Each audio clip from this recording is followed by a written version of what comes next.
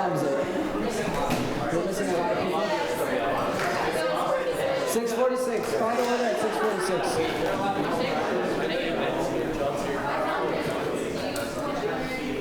Are they exec or what's he doing?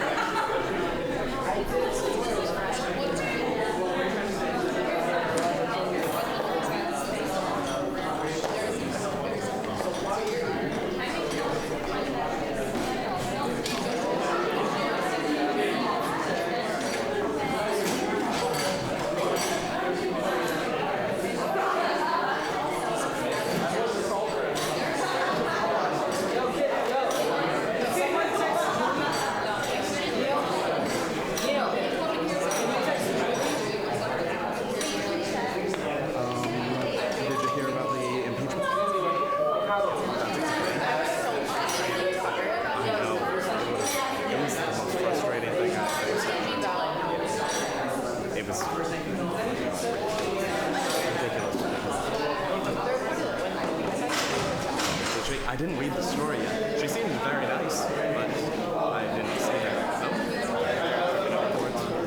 Yo, if you're a voting member, can you stand up? Voting member, stand up. Oh, Josh? They want this.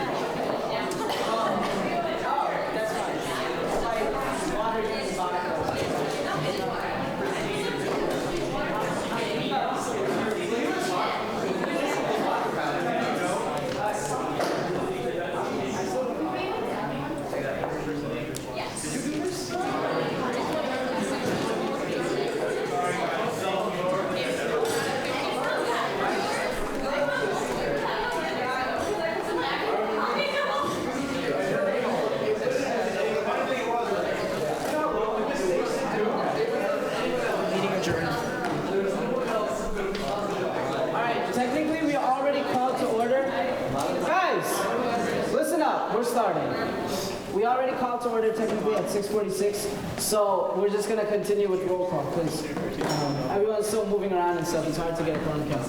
All right, Alvarez. Oh, I'm sorry. Peckus. We haven't gotten rid of him yet. Patel. Here. Corshane. Here. Himes. Here. Daniels. Here. Giordina. Not yet.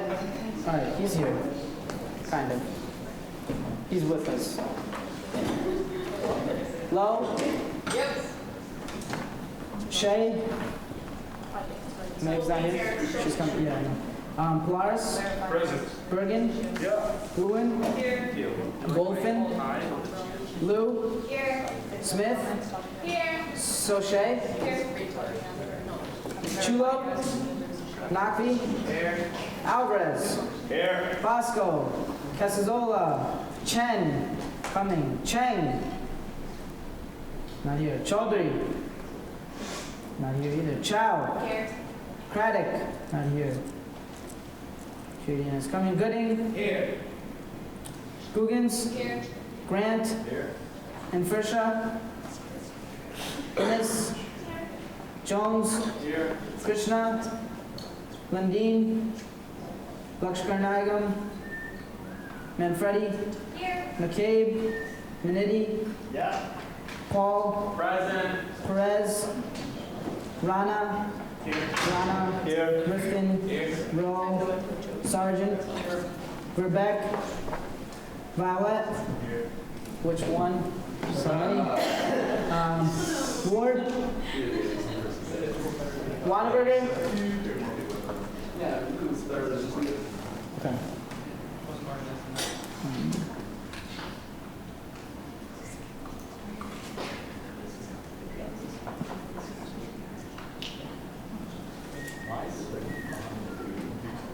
Yeah, we don't have quorum.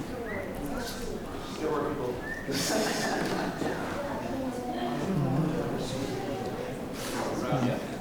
They all come to free food and drinks. Not so hard. 18, so 2. So Julie's coming, and John is coming.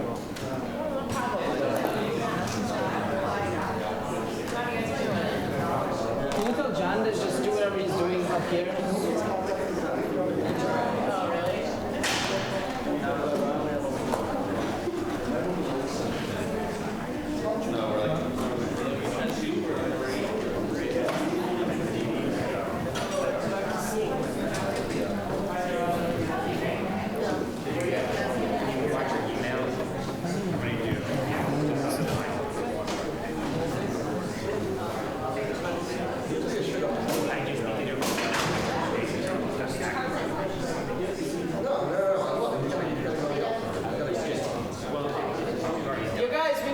Senator. So you already know. So get up, knock down each other. You're voting. I have voting powers for one. And for the next item. Bosco's done after. What? No, counting chips. So Jen Perez is still taxing. It's on my computer.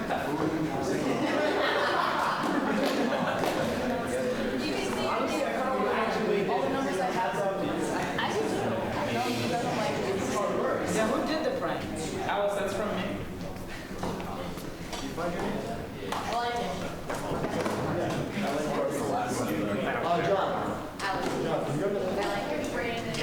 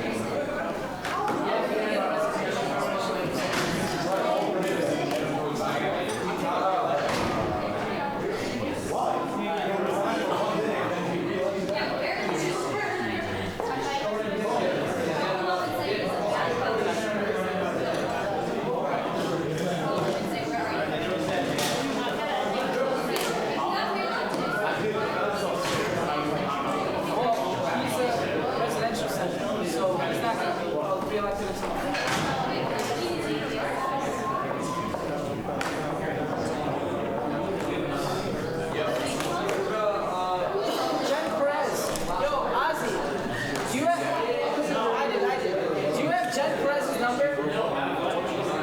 Do you have Ben Lindine's number? No,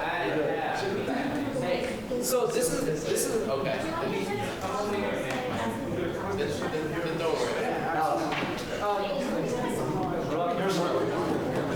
Krishna's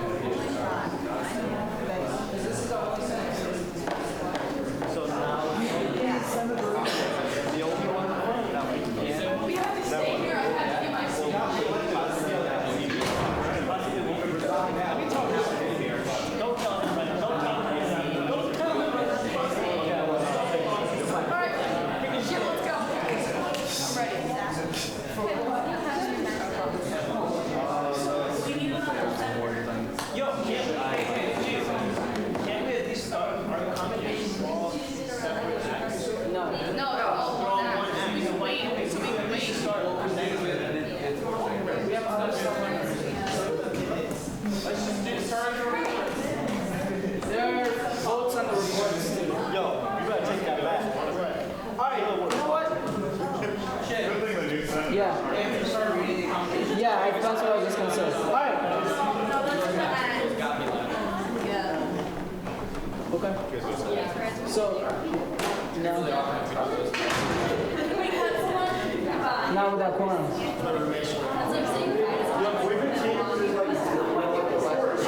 Wait, Sean? I will walk in the wrong direction if I have to avoid that. Sean?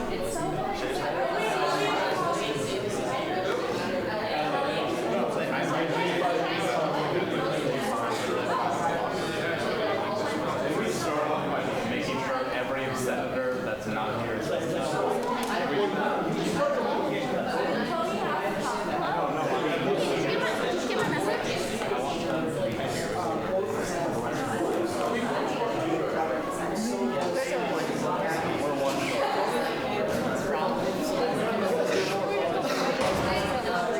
Are you already filming? Good. Make sure that people know how much we are. I hope you don't write about this. I hope you don't write about it.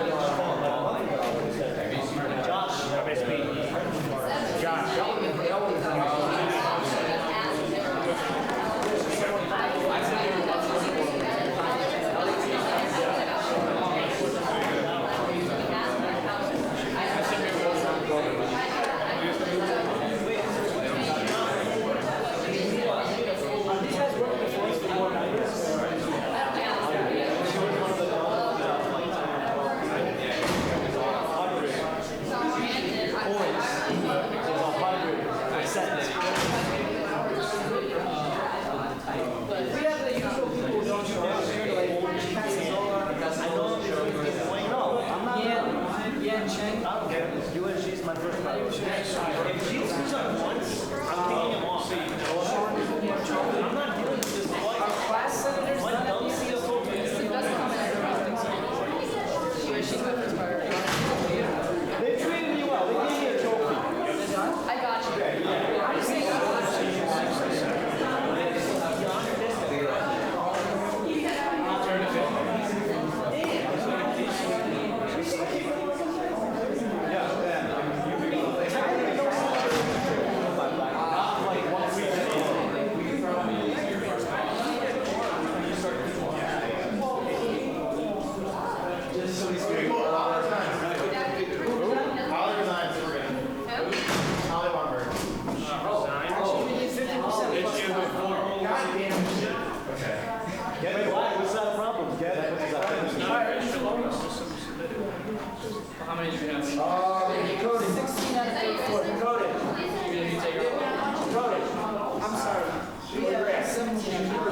write a formal email to share.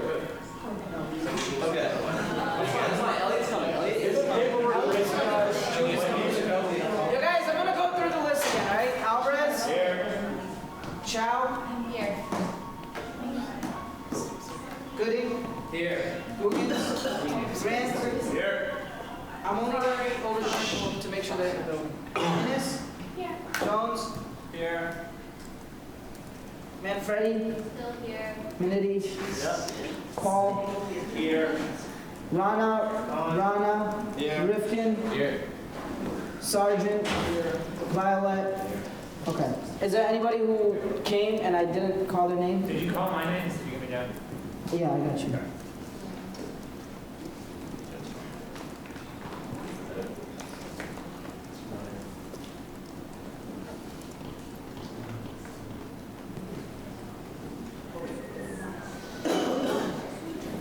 Yeah, so currently we have 17 out of 34 voting members. We need 50% plus one to conduct business in the Senate. So we need a senator, a voting member. Elliot is on the way. Elliot is on the way. Julie Chen, on the way. Do we have a time? Do we know how long? 7:05.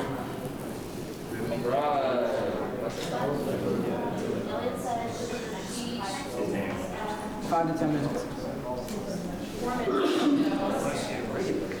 Bosco, yes!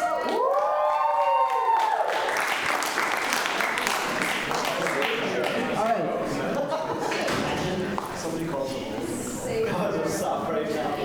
Okay, let's move into, is there anybody who would like to be recognized for public comment? All right, seeing none, we move into approval of the minutes from April 10th. Is there a motion? Motion. Second. Alvarez, seconded by Senator Rana. All those in favor of approving the minutes from April 10th, 2013, please signify by saying aye. Aye. Opposed, nay.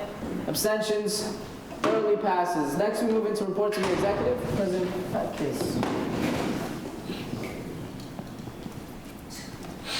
Hello, everyone. So this is it, I guess.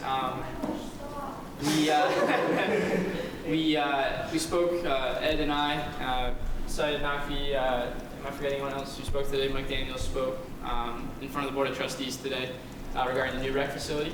It went really well. All the undergraduate students who showed up were voicing their support for the building. It seems like we might have some issues to work out with what the fee looks like, how it's funded, and how much the university is going to try to solicit private donations and things like that. But we seem to be pretty unified on the fact that we need a new facility, and that came across really well in front of the board today. So really proud of all you guys for that and all the work that you put in this year. That's pretty much it, I guess. I'm really proud of all the work that everyone's done this year. It's been a really tremendous year. We made a lot of strides from last year. I think where we were last year at this time was a scary place, and I think where we are right now is looking really good for the future. And I know a lot of you are coming back next year, and I wish you the best. I'm always available via email or Facebook if you want to get in touch and ask a question or just say hi. And I'll definitely be back from time to time. But thank you guys. I really mean it. I know last year during our first Senate, I stood up here and I asked you all to really make a commitment to helping the student body this year. And I asked you to make a change and be different and be bold. And I think you guys have all really done that. So I really am proud of each and every one of you. And I want to just thank you for that. So thank you.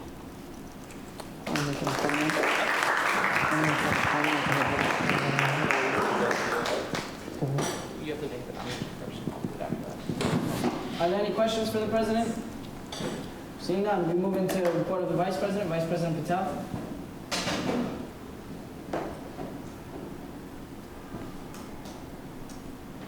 So, it's the last time.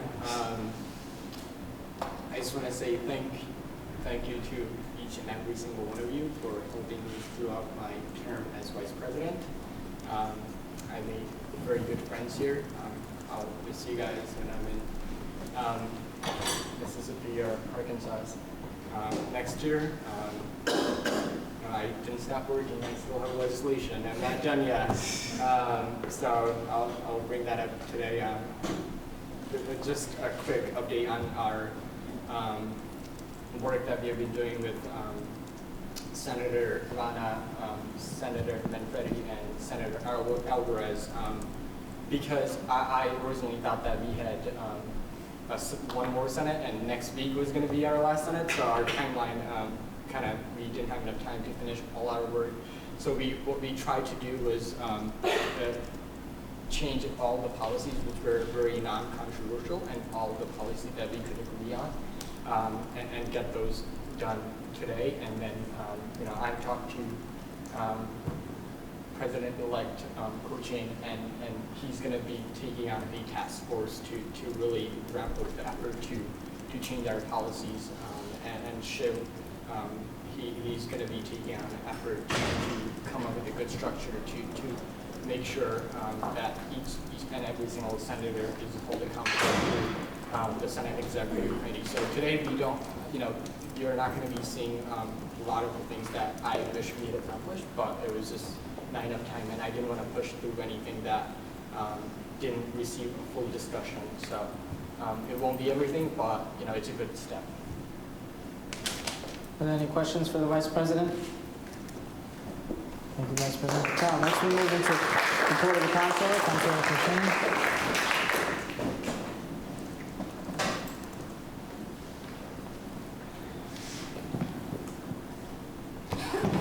Hello, Dan Violet, everyone.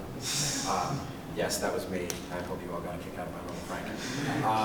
Not much to report this week. We're kind of closing out all of our accounts after a very fun semester of funding and all of the other activities that we've been working on. I'll be presenting the preliminary budget for the fall semester later on today. It's very simple, so no one should have anything to worry about with that. It'll all get changed when we come back in the fall by Claire, who's joined us. She's the Comptroller-elect, and with that, it has been a pleasure being your Comptroller. Questions for the Comptroller? Seeing none, we move into report of the Chief of Staff, Staff Shea. Oh, okay. This worked out well. Hi, everybody. Let me think. What did I talk about? Brittany's been meeting with all the new senators this week, which is good. And they all seem really excited. And make sure to say hello to them after this meeting. I know you guys will be here for a while by the end, but we just need to welcome them with open arms. And Student Appreciation Day is Friday, 2 to 6. On Fairfield Way, and we have a lot of really cool stuff getting handed out, including our own food truck. I know there's one later, but we have a grilled cheese one. It's gonna be awesome. And if you want to come and help out, you can. If you just want to come and get free stuff, feel free to do that as well. Because we do have shirts that are beautiful and have been designed really well. And yeah, that's about it. Yeah. Are there any questions for the Chief of Staff? Seeing none, we move into report of the legislature.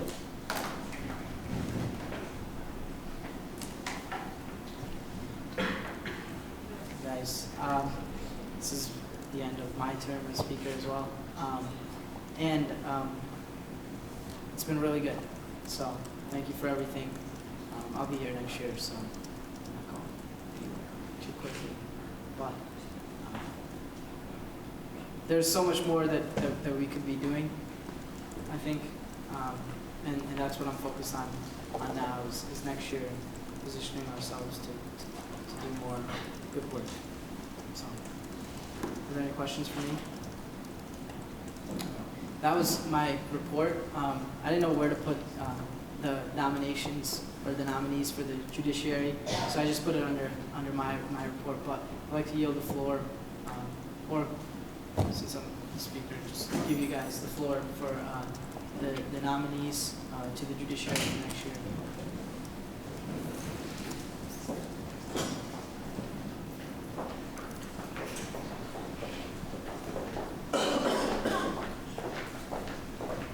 How's everybody doing? We had the honor of serving as the nominations committee, me as the chair, Haley, and Christine as my fellow members on the committee, and we have put forth 4 nominations to the committee. We'll just list the names out, and then we'll put it forth to you guys if it pleases this body. David Golphin, Jasmine Liu, Katie Lewin, and Dan Violet. So those are the individuals that we see. Do the nominees accept their nomination? Yes. Okay. Are there any questions for the nominee? nominees rather. We'll just do one vote for all four, if that's okay. All right, seeing none, we move into debate. Is there any debate? Thank you, guys.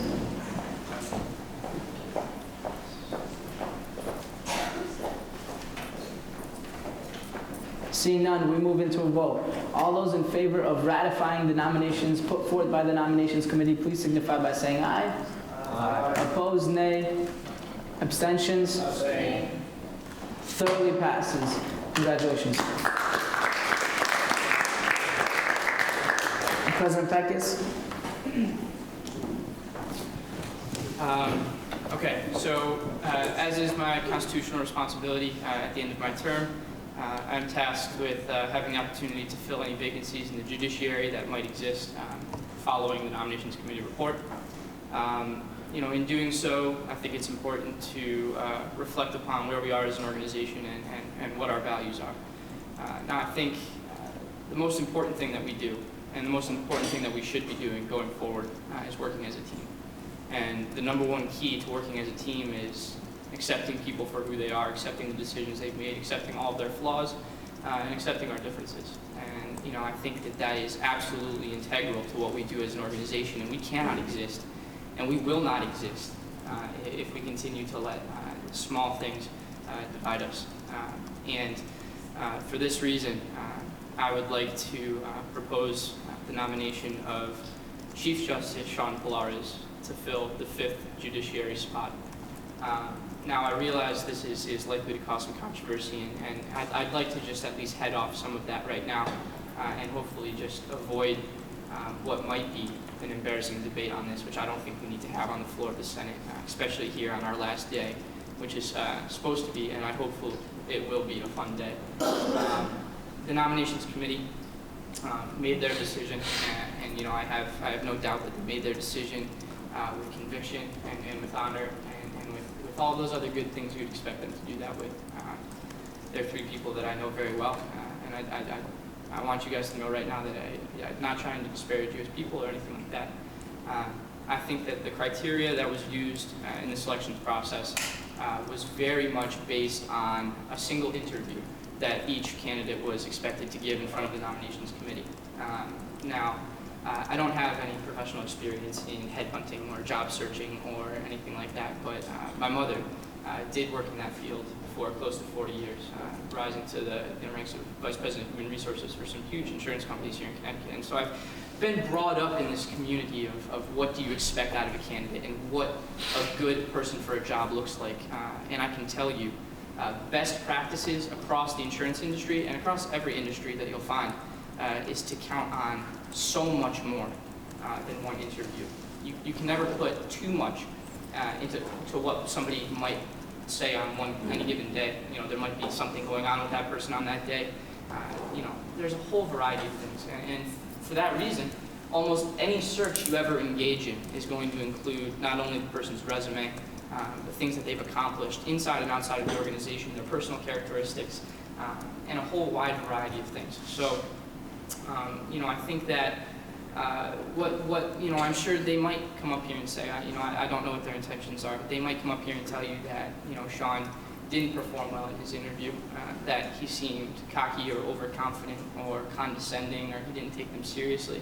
I don't know if that's true. I wasn't there in the room, and I can't attest to how that interview went. But what I can attest to is the fact that Sean Polaris has been a faithful servant of this organization for close to 3 years now.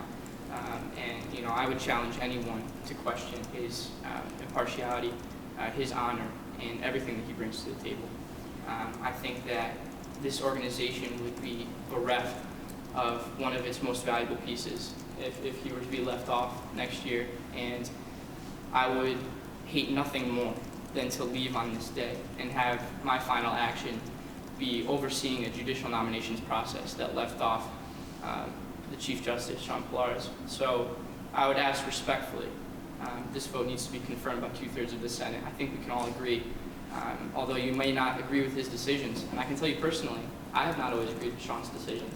And, I certainly disagree with his politics, as I'm sure that, he would be happy to tell you as well. But Sean is good people. And if there's one thing I pride myself on, it's being able to find the value in people. And I really think that Sean needs to be here next year. Whether that's as Chief Justice or not, I can't say. But if we have one spot open, and we have someone like Sean Pilar sitting here, I think that person needs to be nominated to a judiciary. So I would ask you respectfully, with a 2/3 vote, to please confirm this nomination to fill our judiciary for next year. Thank you. Does the nominee accept his nomination? I do accept. Excellent. Are there any questions for the nominee? President Peckus, will you field questions? Or? Yeah, absolutely. Oh, okay. Are there any questions for the nominee? Yes, Senator Gooding. Do I go up? Yeah, absolutely. President Peckus? That's why I asked. For me, or is it for Sean? Oh, that's a good question. Chief Justice Pilaris, will you be answering questions, or will... Is it a question for the nominee? Oh, I'm sorry, right. Yes, I was just curious to know how come they didn't nominate you, if y'all could give that information. Well, this is a question directed to Chief Justice Pilaris. Do you know I'm not sure. why they chose not to nominate you? The reasoning can be given by the nominations committee chair. I will yield the floor to him.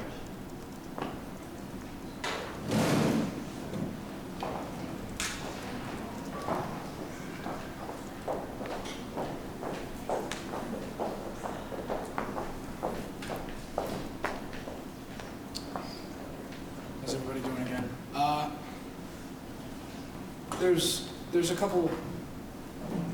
The nominations committee took two main factors into account: the letter of intent of the individual and the interview process on its face value.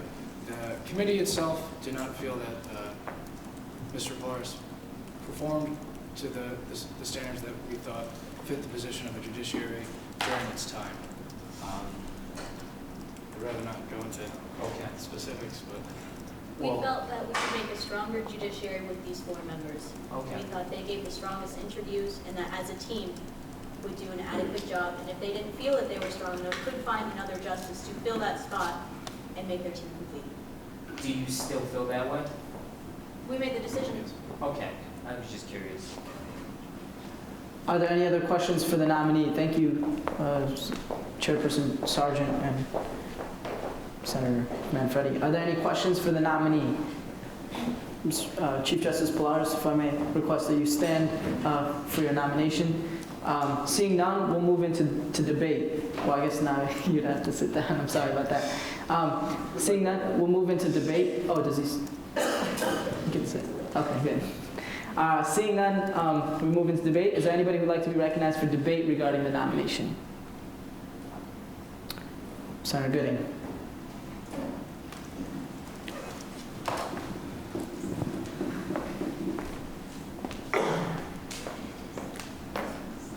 I'm gonna just keep it. Yeah. Can you hear me? Okay, I'm just gonna keep it real short, simple. I think we shouldn't really deviate from what the nominations committee has put forward. If they feel like it's in their best interest to have these 4 people, I think we should just go with what they say. I trust in Haley and Mark and Christine. So that's just my opinion personally, but feel free to come up. Go ahead.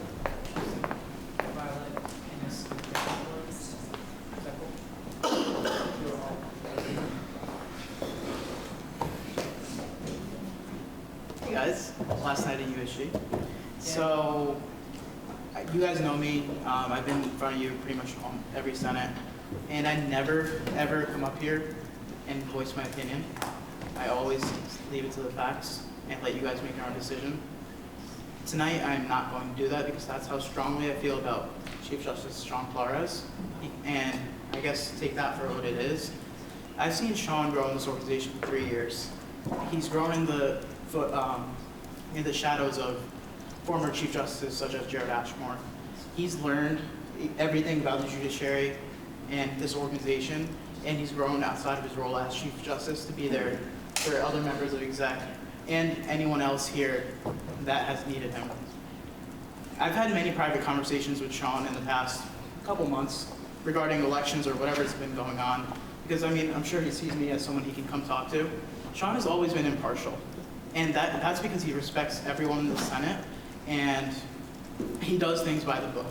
Robert's rules is something that he's well rehearsed in, and honestly, I don't give opinion very often, but it would be a very, very big mistake moving forward for this organization to rip itself apart next year by leaving Sean Pilar as someone that's so valuable out of the organization for whatever might be going on in the background. I don't know, and I'm not making any accusations, but be mindful of what you're about to do. Senator Violet? Yield, or would you? Oh. So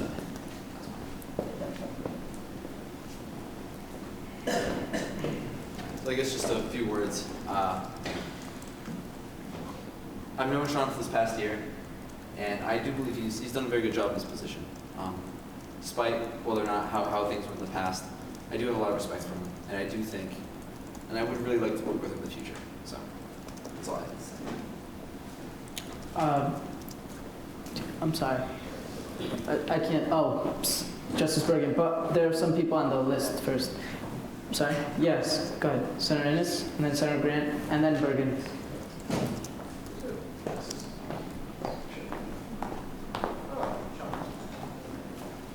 Hello, everybody. Dolores has been an integral member of the undergraduate student government for the past 3 years. He has given an innumerable and immeasurable amount of time, energy, and effort to seeing this organization grow and prosper. No one can question his dedication. I think that's fair to say. I think everyone can agree that he rules his office and his position with impartiality, clarity of mind, and professionalism.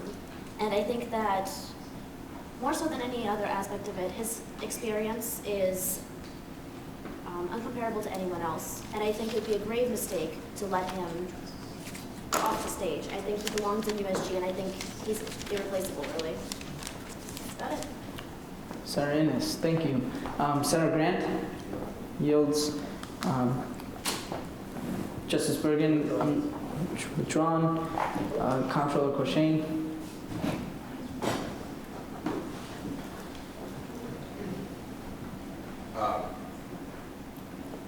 Just to make a very brief comment on this.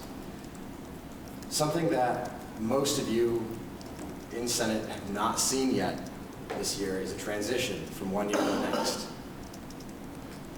Chief Justice Polaris has seen as many as one would in a 4-year tenure with the undergraduate student government. He has been here longer than I have, longer than all of us, except for Syed. Am I allowed to laugh on the chair? Go ahead. My point is, the judiciary, symbolically for this organization, is the only branch that bridges one Senate to the next. The point of the judiciary is to be removed and to carry over from one to the next in the background. And I can understand where, if there is a situation where perhaps the judiciary or members of the judiciary seem removed and not involved in the day-to-day operations of the organization, that's because they're not supposed to. They're supposed to be this organization's memory. They're supposed to be this organization's guard of that which is ethical and just, go figure. When we tap in our new judicial board tonight, they will carry over to the next Senate because they carry on from one year to the next because they guard our documents that bring us from one year to the next. Chief Justice Polaris, sorry, I'm going to have to graduate eventually. Chief Justice Polaris has been here the longest, except for Syed, and knows what this organization needs to carry on from year to year. So please consider that. Thank you. Vice President Patel.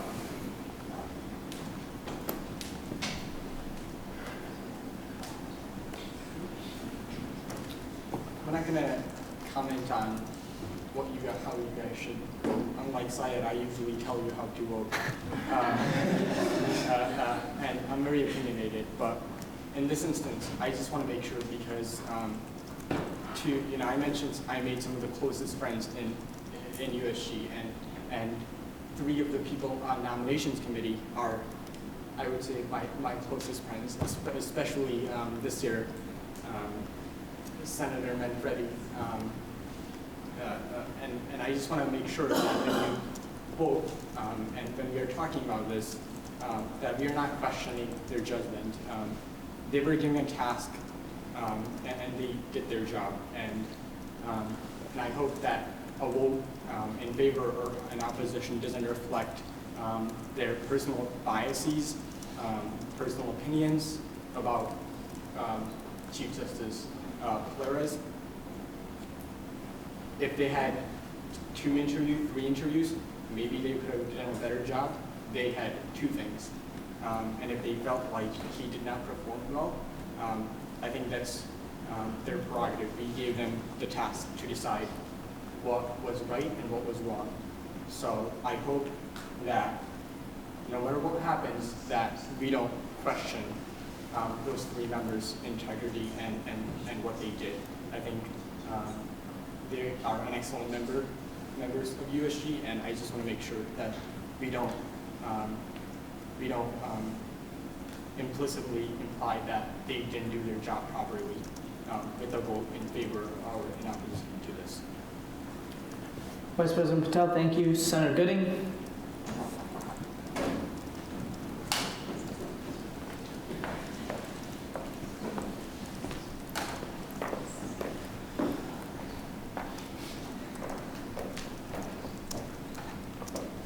Okay, can you hear me? I'm trying not to be loud. Well, I wanted to say, sometimes change is good. If the committee thought it was in the best interest of the Judiciary Committee to have these 4 justices, who are we to sort of deviate, like I said, from what they stated? Maybe, I don't know if they felt that he was impartial. They felt that he would only be partial, or what was the nature of it, but I've been here before. I've actually tried to oppose the nomination committee. That didn't turn out too well, but that's a different story. So let's not deviate from what they suggested. And I say let's vote for only the 4. That's just my opinion. That motion is called the previous question. The previous question has been called. Is there a second? Senator Manfredi got the second. Sorry, Innes was probably in front of me, but it's okay. So the previous question has been called. We go directly into a vote. All those in favor of calling the previous question, I'm going to ask that you stand. I'm going to ask that you rise. So all those in favor of calling the previous question, please rise. All those opposed, please rise. Abstentions, other than the speaker. And Senator Sargent and Senator Grant. Okay, well, the question has been called. The question is regarding the nomination put forth by the President regarding the tenure of, or not the tenure, but regarding Sean Polaris' nomination to the judiciary for the upcoming year. All those in favor of ratifying the nomination, please signify by saying aye. Aye. Opposed, nay. Nay. Abstentions? Abstain. Thoroughly passes. Congratulations.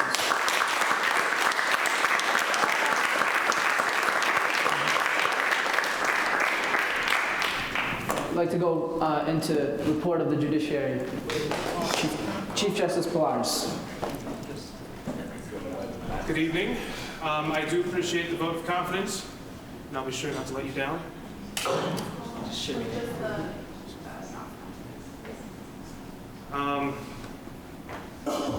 What can I say? It's been an eventful year. It's my first year as Chief Justice. Like I said, this 3rd time around, and apparently it's going to be my 4th. I'm going to be here the whole way through. So that's a bit exciting, I must admit. What can I say? We made it through another year. We got a new year ahead of us. My only thing is, get out there, find your friends, get them in this organization. We are hemorrhaging members. We need more people. We are the voice of the students. We need more people here. So find anyone you can, drag them here. Let's get people involved. I want to have I just want everything to be full of packets for elections. We just want everything. That's all I can say. But thank you. I'm very grateful. Any questions for the? Oh, sorry. Sorry about that. Any questions for the Chief Justice? Thank you, Chief Justice Pilares. Next, we move into, I don't even remember, committee reports, AC Affairs, Chairperson Himes. Sorry, I had to scroll down. Okay, so I'm going to be a little sentimental for 1 minute. Thank you, AC Affairs. We had a great year. I'm going to miss you a lot. You should come to my company next year if you're not an academic senator. Sorry, Elena. But you should do both because I would love to see your faces again. I would just encourage you, whoever is going to be in Senate next year or involved with USG, to step outside of your box even more next year. You guys are great people, and I'm really proud to have been able to work with you. Anyway, I love you guys. It's really sad that I'm giving it back first to Elena, but she's going to do a great job, and I'm happy to work with Haley and the new administration. So, anyway, Affairs is my little baby, so it's a little bit sad.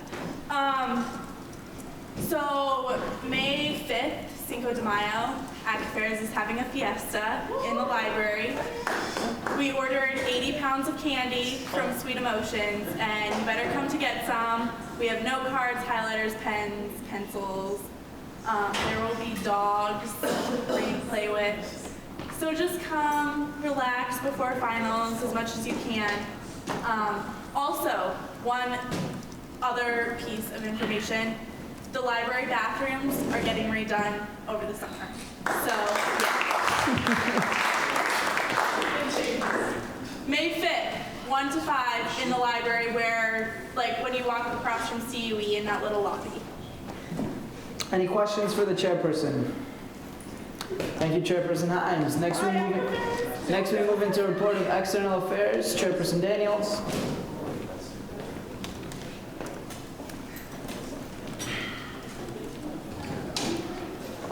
Gee, wow. This is it, huh? 3 years it comes to this?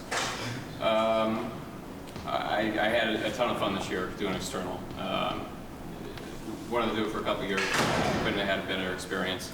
I got really lucky policy-wise that we got Next Gen just handed to us, and we got all kinds of fun opportunities to go to the Capitol and to work with the university in a way we never had before. But I think I was luckier to have the group of people that I had. Two terrific vice chairs in Mark and Christina who were by my side through the whole year and stuck with me and really dedicated, and Christina being overseas.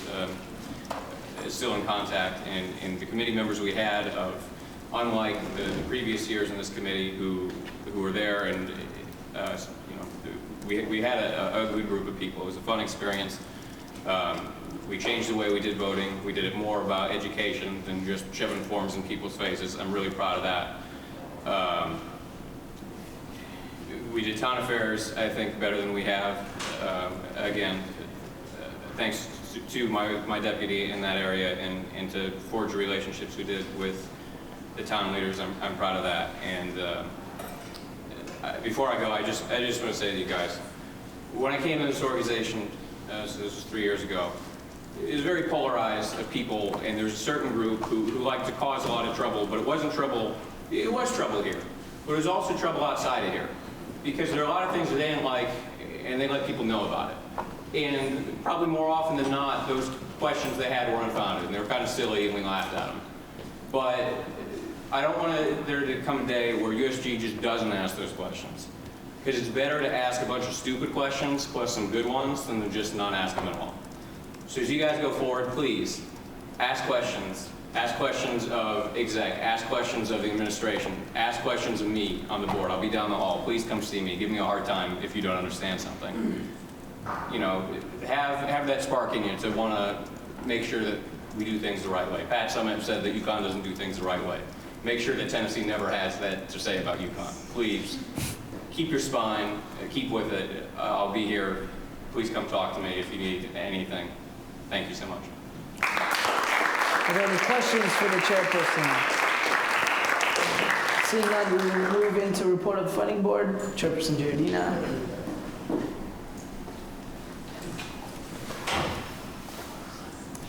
Nicest tie you've worn all year. Nicest tie you've worn all year. I don't care that much. Looks fresh. So I do actually have business from funding board that we will look at before the end of the Senate. The fall 2013 budget recommendations, which you can send out. So you'll be getting those in your inbox. I'm sure she'll let you take out your computer, so we'll get those. We'll talk about those when we get to them. And it's been an interesting year on funding board. We've implemented new policies and tried to do some different stuff, and I think some of it's worked, some of it hasn't, and who's ever the chair next year, if they get approved by Senate, we'll hopefully keep the stuff that worked and get rid of the stuff that didn't.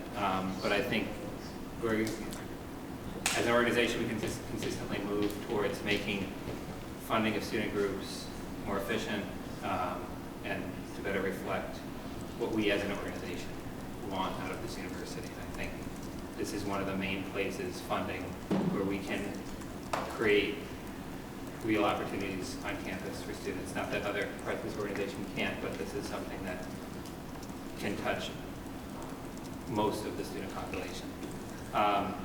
So I'd just like to thank my amazing committee because they spent hours and hours on weekends and nights here going over funding. And I'd also like to thank the Senate as a whole for putting up with legislative requests. Hopefully they'll be more streamlined next year. But I think that in itself is good to have Senate look at the things that students really do on campus and to think about them. I've been really impressed by how you guys have changed from the first Senate that we did it to the last one. You guys have definitely put in a lot of work and a lot of thought, and I'm really proud of all the work you guys did. So. Are there any questions for the chair? Thank you, Chairperson Giardina. Next, we move into report of student affairs. Chairperson Lowe.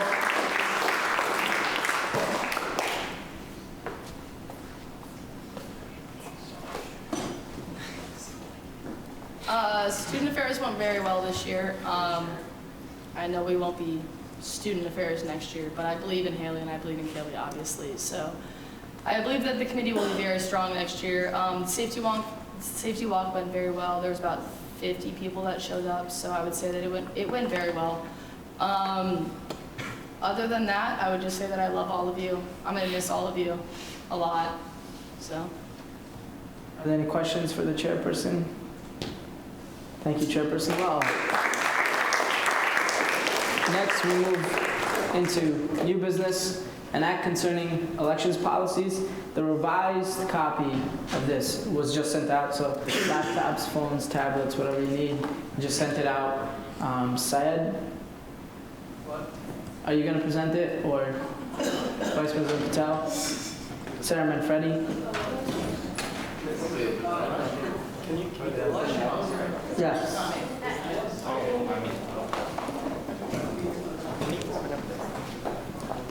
Yeah. We caucused on this, remember guys? So everyone's seen this already. The one that sent out to. Yeah, I can show you. You're on the listserv, right?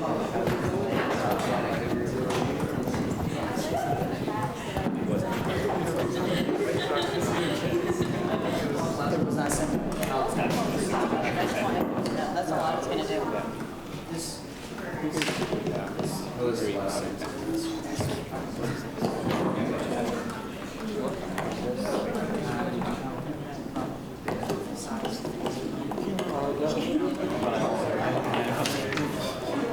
Can we use these for something instead of...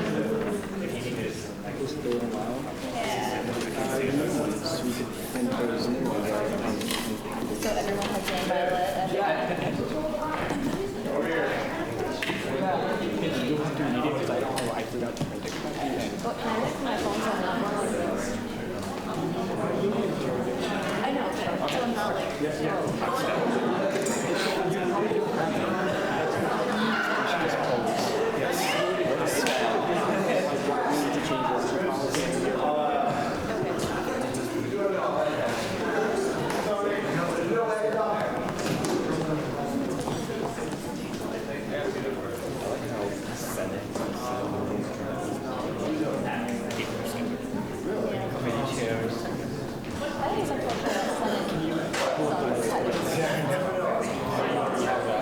That'd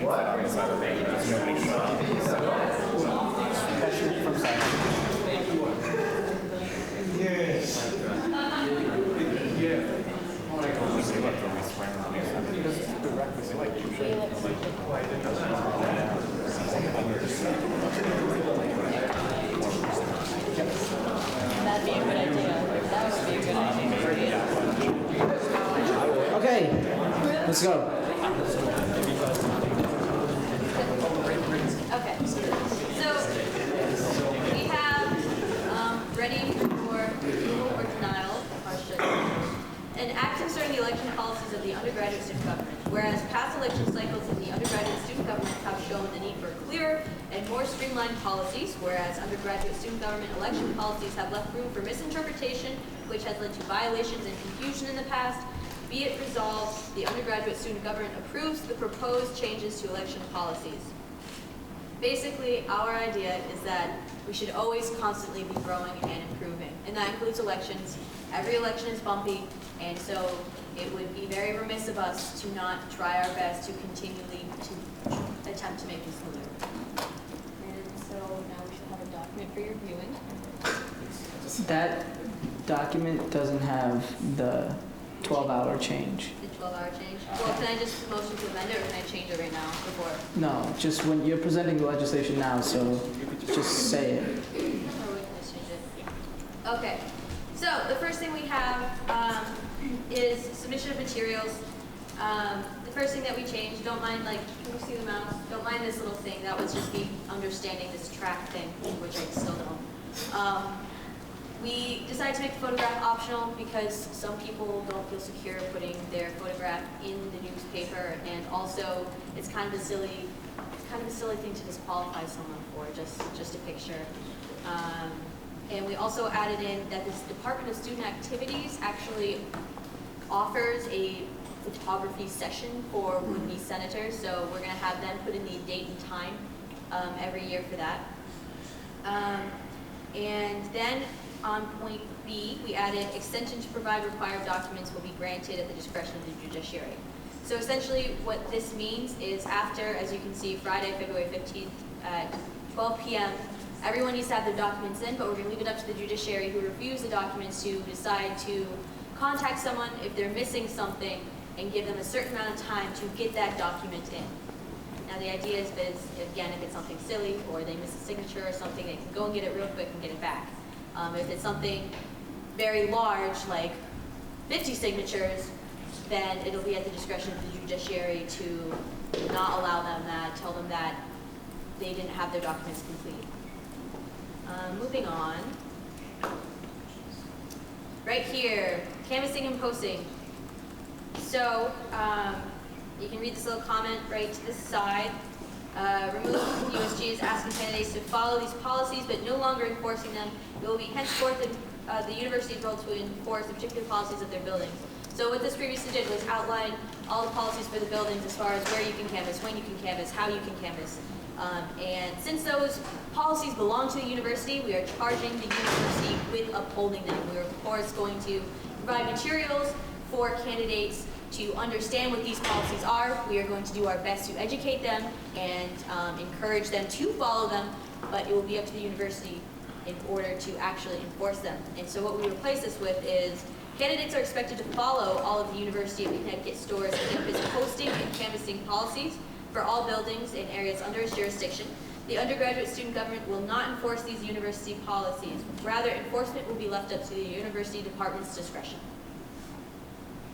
And this is a specific instance where I've talked to Ed specifically about, and his concern was that, so are we not enforcing anything?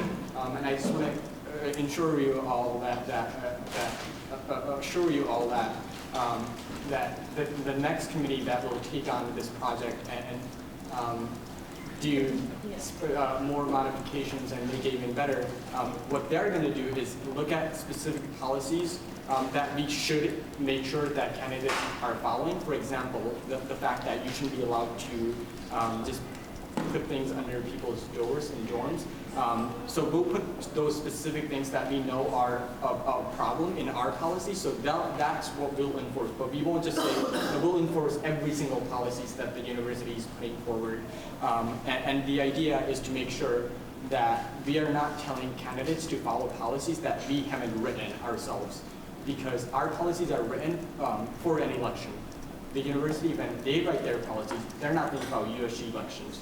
So if something is very unclear and power to interpret the policies is given to some authority, and now that person changes, their position changes, the candidates are left confused as to whom to talk to, for example. That's one instance. So we're just going to say, that we think these are specific instances where we are going to enforce these policies, but we're not going to do every single policy that the university is putting forward. Okay, moving on to violation policies. Thank you, Jigish. We had to renumber or re-letter things because of this addition right here. It says all cases must be filed within 24 hours of the violation occurring. This is to improve efficiency and make sure that we can streamline these processes and not drag out the election any longer than it needs to be, and not keep the results from the student body any longer than that needs to be. Which brings us to this point, which I'm going to change, which I can't change. Why can't I change it? Oh, okay. Oh no, I'm sorry. This is not my forte.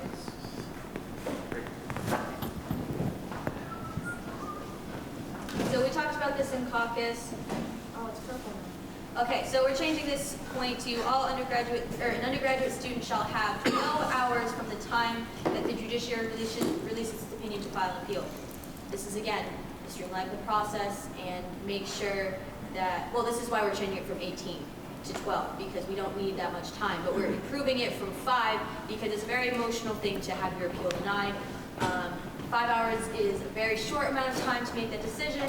It's a very short amount of time to try and gather new evidence, and so we thought we would give them a little bit more time to compose themselves, first of all, and second of all, make sure they have the basis to make an appeal. I think this is our last one, right? Okay, yeah. Okay, so our last point, number 1, no member of the student body shall view the election results until all violation proceedings and appeals processes have concluded. Since it's all electronic, you don't really need to count ballots or anything. So in order to make sure that there are no questions about anyone's convictions or intentions, we are just going to keep the results a secret until all trials have been had and all appeals have been made. And I think that's pretty self-explanatory.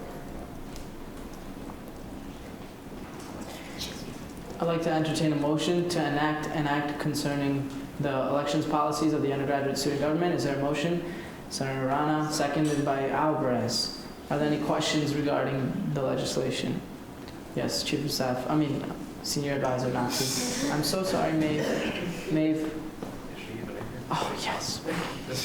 All right, so this is very pointless and very stupid, but it needs to be done. Yeah. Per the policies, technically elections are still going on. March 11, 2015 at 5 p.m.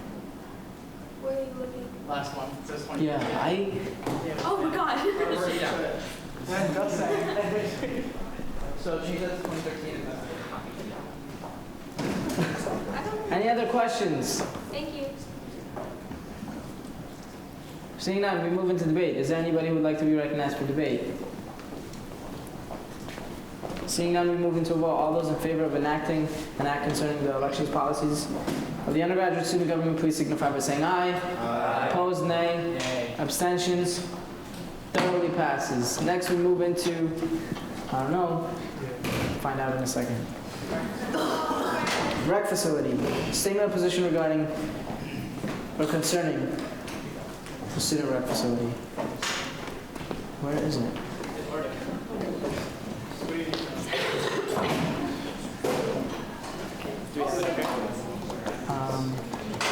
We may.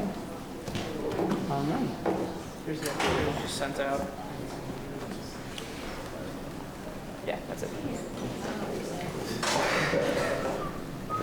All right. So as I mentioned earlier, we've spoken in front of the board today in favor of the new recreation facility. This legislation here basically reiterates our support in a more official manner.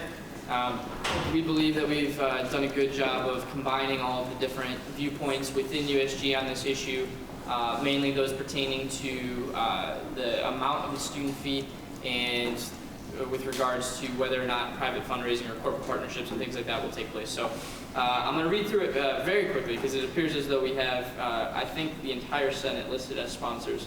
But we'll read it anyways. Whereas there's broad consensus that the current recreation facility is inadequate to meet the needs of the student body at the University of Connecticut stores. Whereas students have continuously expressed concerns about the size, quality, and availability of current facilities through a multitude of outlets, including forums and social media. Whereas the current student rec facility is known to have major structural damages and problems with ventilation and leakage. Whereas the Department of Recreational Services has made it known that they are limited in programs offered due to inadequate facilities and space.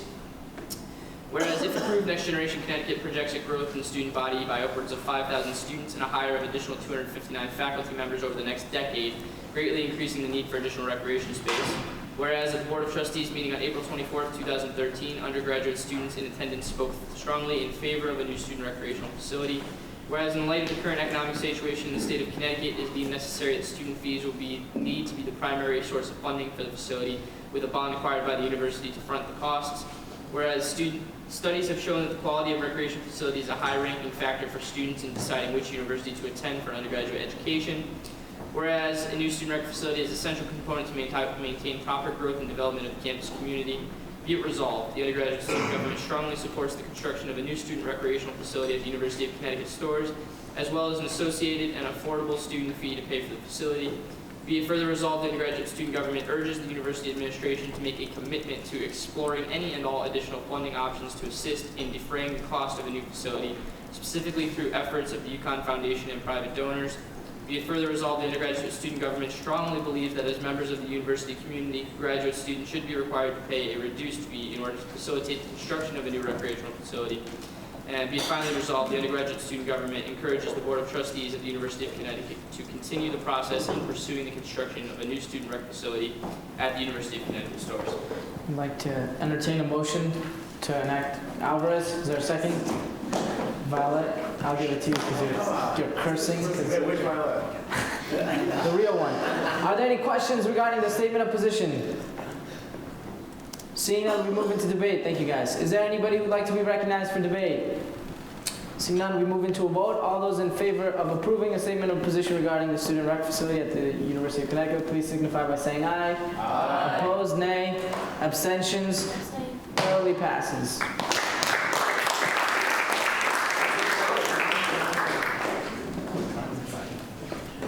And the last, wait,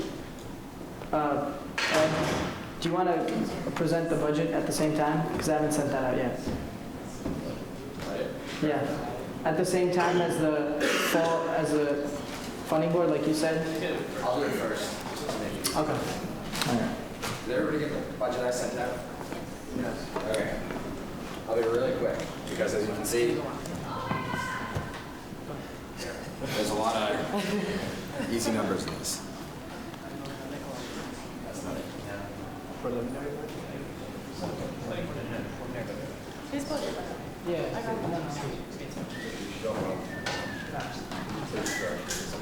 Cool. All right. So, good news, everyone. We will be getting our fee increase this fall. So as you can see, our revenue for fall 2013 is much higher than it is right now. That's due to a $5 increase per semester per student, campus-wide. That said, we will be able to fund probably significantly more next semester based on what I'm currently looking at in a number of different ways, including funding board funding, but also community outreach and alternative breaks and whatnot. The budget you see right here is far from what it will look like at the end of our first Senate in the fall. This is a preliminary budget, and the purpose of this budget is to give committees enough money to do what they need to do basically the first week that we get back in the fall, and nothing other than that. So, just to quickly run down, as I mentioned, increased fee revenue through the fee increase that was approved a few months ago. Our rollover is currently projected at $67,000 and change. That is likely to go up significantly, but that's a conservative estimate for the purposes of this preliminary budget. Executive committee will have $71,000 budgeted towards them. That is to cover any incidental costs that need to be covered over the course of the summer. That will also be reapportioned to the other committees. Area councils, the $25,000 set aside. USG General, that money goes towards paying the salaries for our office staff and student workers. And then each committee gets $1,000 for their first week back before that actually changes officially. That means that if someone has a meeting and needs to spend money on something, the Monday we get back for classes, they actually have money in their budget. Otherwise, that'll change when we figure out what budgets are later, and that'll be Claire's job instead of mine. Finally, guard dogs, $40,000 that's standard. We will be taking a look at that, but that's $40,000 for now. And finally, funding board is currently set to $540,805.62. John had just informed me that we actually need to change that just a little bit. So, John, can you read me the number that I would like someone to amend this for? By unanimous consent, Comptroller. The speakers will grant unanimous consent to whoever says this number. Someone from the funding board tell me what number you need to change. $541,299.78. By unanimous consent. And do we need to bring down?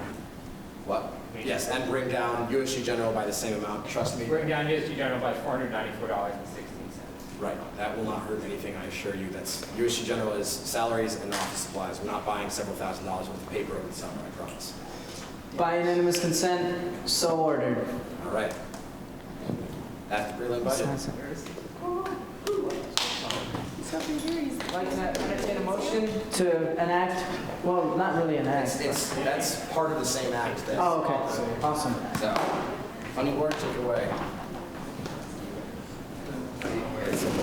Yeah, very good.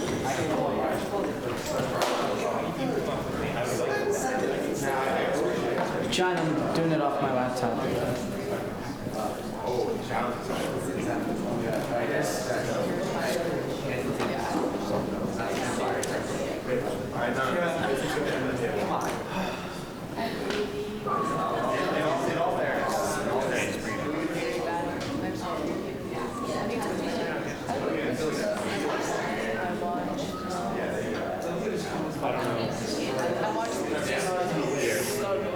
Or actually, can you just pull it up for now? And then,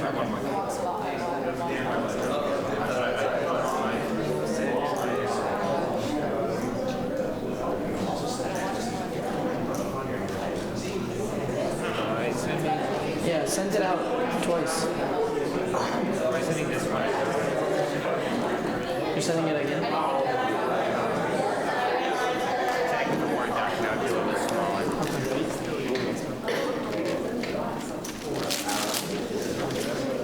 And then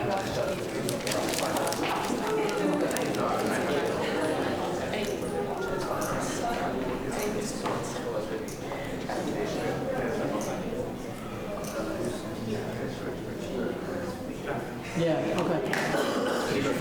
Yeah, guys, you can pull out your laptops, tablets, and all that jazz for the budget. and then actually Just sent out just like now. I tried to send it out a couple of times, it didn't work. and on the act is coming down. Okay. It was all under one.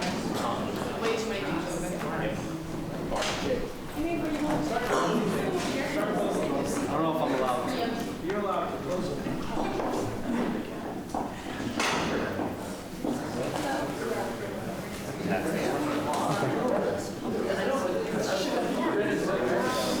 All right, let's go.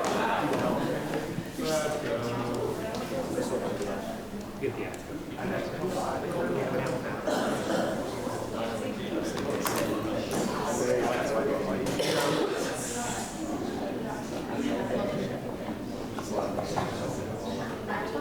Okay. Guys, so if you guys want to follow along, it's on the Excel spreadsheet that was just sent out. So basically what I'm going to do is I'm going to go through all the items that were cut due to policy problems. So none of the, I'm not going to discuss the items that were cut, just to category cuts. So category C, D, and E were funded a maximum of 75%, so I won't talk about those. I'm going to go through the category A's and all right. So the Native American Cultural Society was cut to $150 per night hotel cap. So the cuts in their funding reflect that. The Medical Humanitarian Society Awareness Pre-Trip Banquet catering was cut to $8 per person. I think that reflected the quote that they gave us. Native American Cultural Society grand opening was funding due to the fact they asked for giveaways, which we don't fund.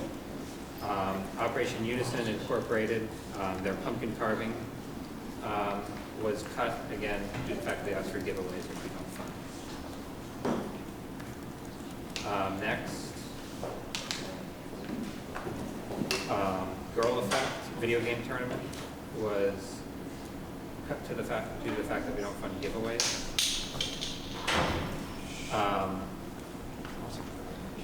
The Acting Miracles, their UConn catering for AIM banquet was cut completely due to lack of primary quotes. Billiards Club was cut completely due to the fact that they lacked primary quotes and most of their requests were for giveaways.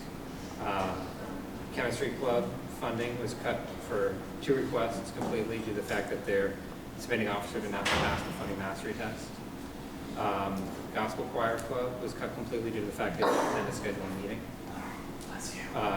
International Business Society was their IBS general member meeting catering was due to the fact that it was cut due to the fact that we deemed that the funding board deemed it to be a social nature, so that was food for just a general meeting. So we actually deemed it to both be a social event and an event that was not the responsibility of USG.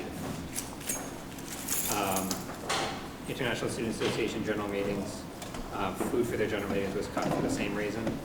Kappa Phi Land Authority was cut. Their 4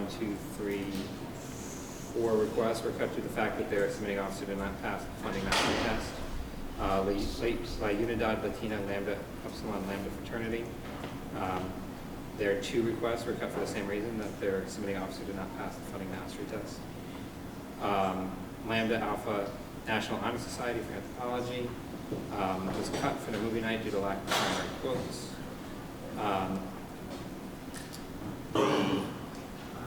Lambda Alpha Upsilon Fraternity, their 1 request was cut due to the fact that their submitting officer did not pass the funding mastery test.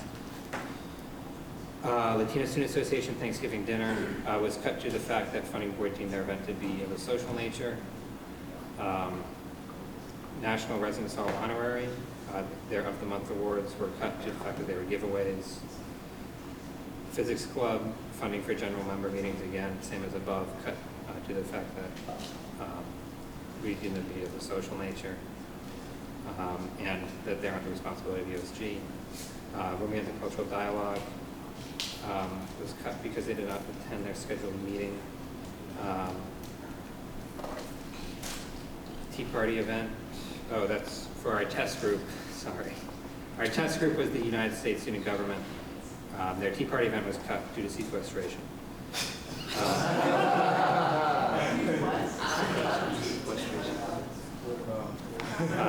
And then you want to take the B's? Yeah.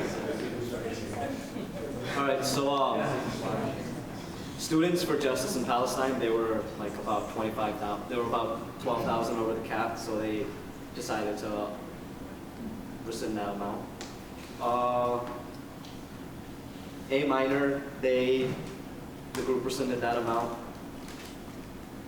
Rugby Football Club, their women's coach was cut to the $4,000 cap for coaches. Same thing for a swim club, cut to the $4,000 coaching cap. Outing club, they were cut to their lowest quote. Krav Maga, cut down to the max of 4,000 per coaching cap. Same thing for Yukon wrestling. TEDx Yukon was cut their decoration for lack of primary quotes.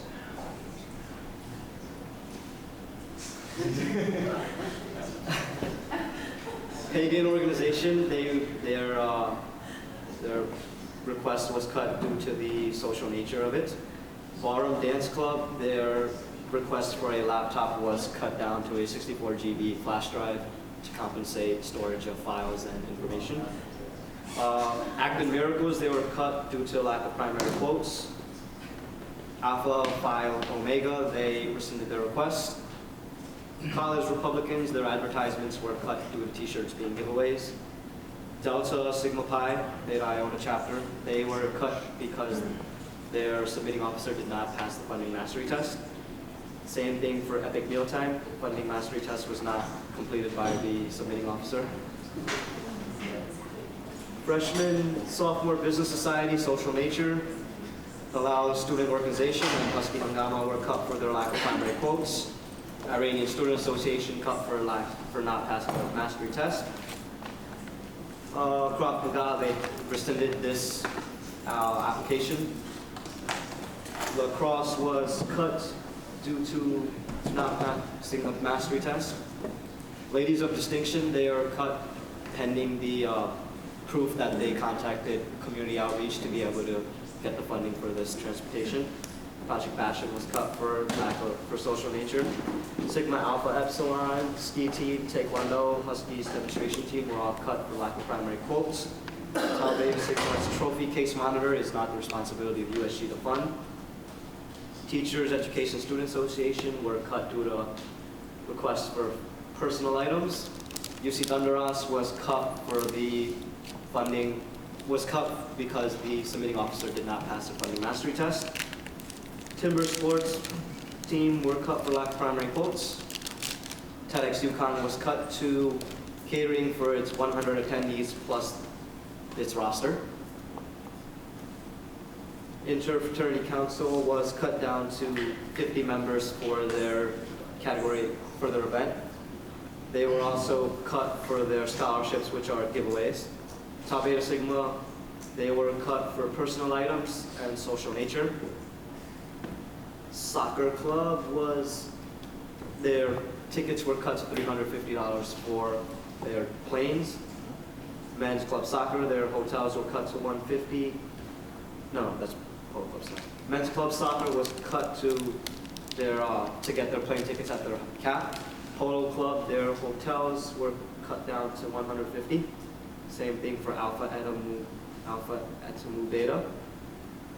Field Hockey Club was cut to $150 hotel caps. Husky Hangama was cut for off-campus catering. International Student Organization was cut for giveaways. Lacrosse Club Women's, they were cut to the 500-mile round trip per car. American Institute of Chemical Engineers were cut for their lack of primary quotes. Taekwondo Club was cut to their lowest hotel quotes. Alpha Kappa Alpha Sorority were cut for their giveaways. A few more guys, sorry. NCPA Student Chapter, they were cut to their $350 per ticket cap for planes. Run UC was cut to their $150 cap. Same thing for Husky Fundraise hotels and mileage were cut to $500 caps and 500-mile caps and $150 hotel caps. Green Building Club was cut for their off-campus catering. Same thing for NAACP, cut for off-campus catering. Advertising Club, they were cut to 4 people per hotel and also their max cap. Mock Trial Society, their lodging was cut to 4 people per room. Geography Club, they were cut to their hotel $150 caps. Many Mentors, they were cut for off-campus catering. Club Softball, their gas was cut due to not attending their meeting, so we were unable to clarify their specific needs and requests. Lions Club, they were cut for lack of primary quotes. Albanian Student Association will cut for off-campus catering. The German Club, was cut for off-campus catering. Filipino American Student Association, Kayaking Club, Thunderas, UCC, all were cut because the submitting officers did not pass the funding mastery test. United Towers Organization, area council was not in our funding criteria. They're not under the semester budgeting system. Biomedical Engineer Student Chapter was cut to the hotel caps. TAP team was cut to hotel caps. Sports Business Association were cut to 8 members for a conference. History Club were cut to 8 members for a Category E request. And Green Building Club were cut to 8 members. So just a quick breakdown for you guys. And I'd just like to note that the final funded amount is not in these 2 columns you see over here, but all the way over past the comments, under the what we titled category adjusted funding. So that's the funding plus the funding that we approved minus the category cuts. So it's the one all the way over to the right. Definitely we saw a better outcome this semester compared to last semester where we cut due to lack of insufficient funds. We were able to fund category A and B at 100%, category C at 75, category D at 65, category E at 60. So no requests were cut because we didn't have enough money. For grand total of $541,000, $209.78.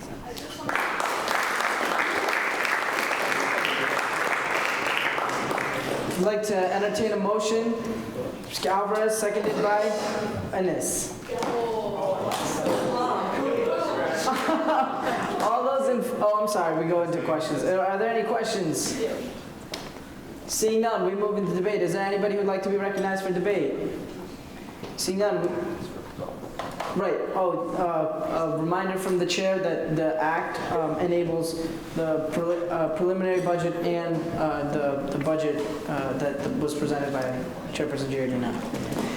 All those in favor of approving the act, please signify by saying aye. Aye. Opposed, nay. Nay. Abstentions? Nay.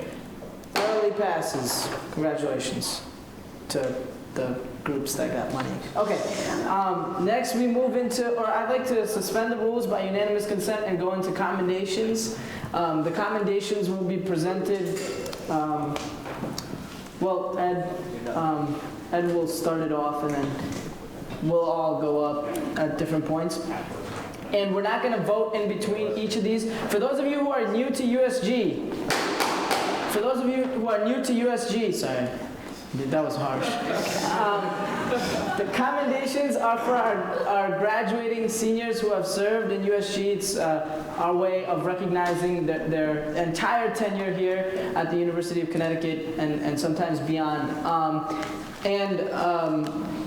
Each of these was written, well, I'll let Ed introduce that. But by unanimous consent, I like to suspend the rules. So. Okay, so ordered. Go ahead. So, at the end of every year, we give commendations. I don't know, for those of you who have read the bylaws, you know that there's a provision for us to give a commendation, which is like this weird thing that's like, what is that? Commendations are our way of recognizing the achievements of various individuals or groups of people on campus. And because our senior members of this organization have given so much to us over their 4 or 5 years. 5 or more years with us, we like to send them off with their own commendation on fancy paper, and also with a frame that we will then, we're going to frame these afterwards. Every year what we do is we frame them, give them to people, and then realize that we have to sign them and then take them out of the frame, sign them, and put them back in. So this time we waited on the frames, and we'll just do that next week. So, to start it off, I'm going to turn it over to Maeve to read the commendation for Julie. Okay, so this is the commendation of the undergraduate tenure of Julie Ossipow. Whereas Julie Ossipow has dedicated her senior year to serving the undergraduate student government as the marketing director on the senior staff committee. Whereas Julie Ossipow has strengthened USG's connection with the university through her never-ceasing creativity and eye-catching advertisements. Whereas Julie Ossipow went above and beyond her position as marketing director, willingly taking on a myriad of projects and roles without complaint. Whereas Julie Ossipow continuously brings an insurmountable energy and comedic flair to every senior staff meeting. Whereas Julie Ossipow quickly became the envy in the sweatpants-friendly USG office with her incredible fashion, sense, and killer style. Okay. Whereas Julie Ossipow's legendary spring banquet performance has already given her a multitude of ballroom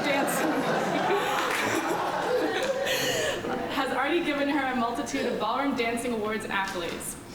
Whereas Julie Ossipow's short time in USG did not prevent her from making an incredible mark on this organization as a whole.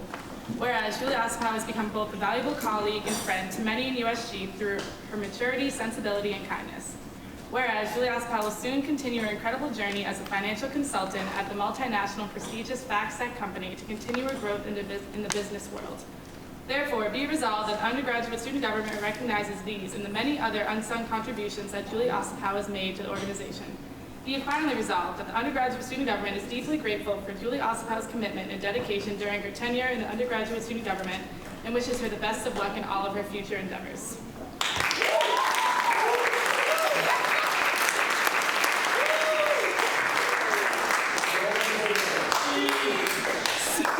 Speech! That was so deep, wow.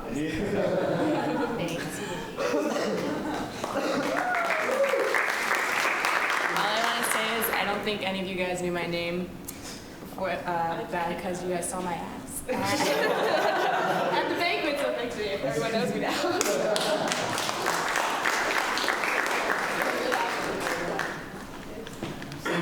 All right. Make sure we get that back because we have to sign it. We're going to hold off on Sam Tracy's, the student body president emeritus, because he isn't here yet. But with that, we will move on to Jordan Hagel's, who I believe Rebecca is reading.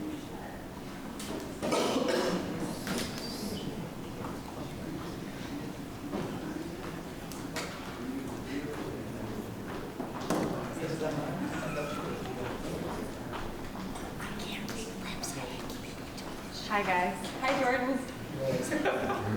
A commendation regarding the undergraduate tenure of Jordan Hagel.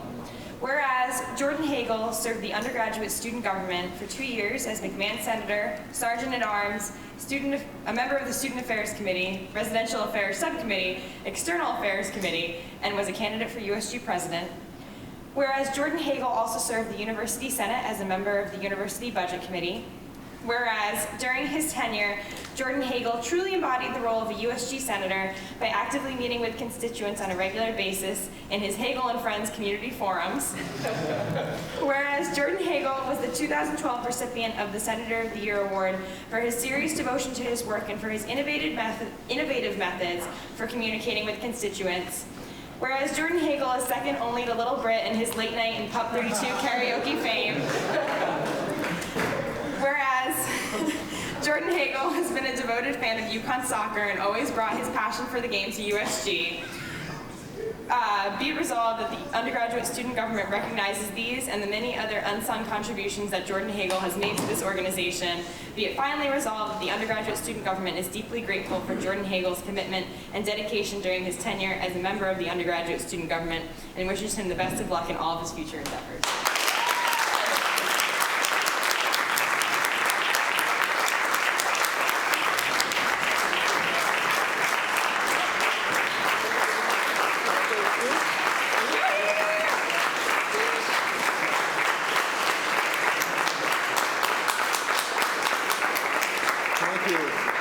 Thank you so much for this. This really means a lot.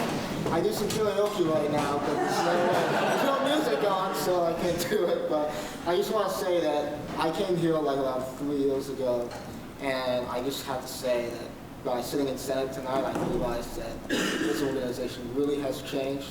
It really has matured from where I came. Like when I was 3 years ago, I came here and like there was like no debate. No one wanted to talk, we just steamrolled through everything, and like a lot of senates were empty. I think I remember like Clyde came up and said like, we need more people to get involved and be there.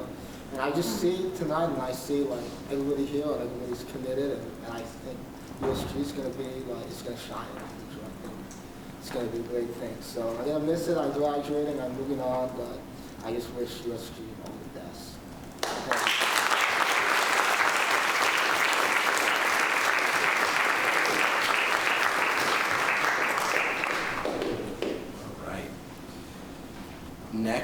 like Mr. Mark Sargent to pop on up to the podium to read Christine Douglin's commendation.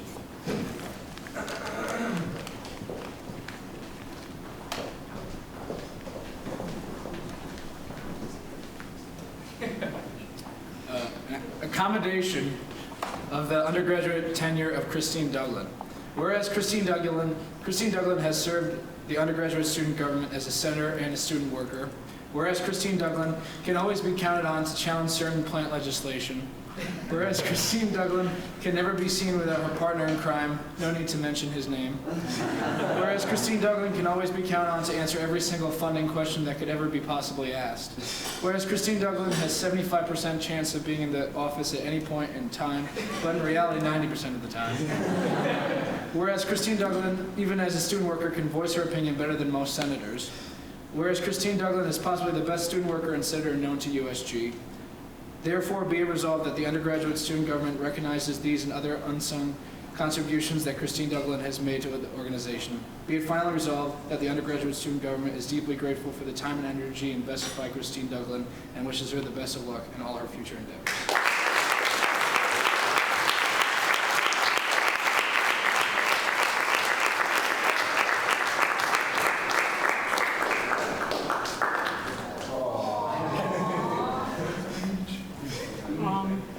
This was really unexpected, and thanks.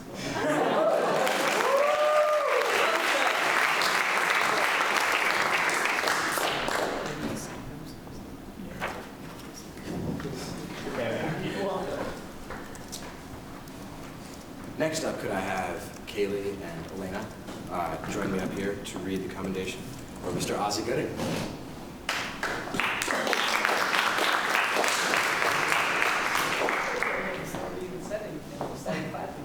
Do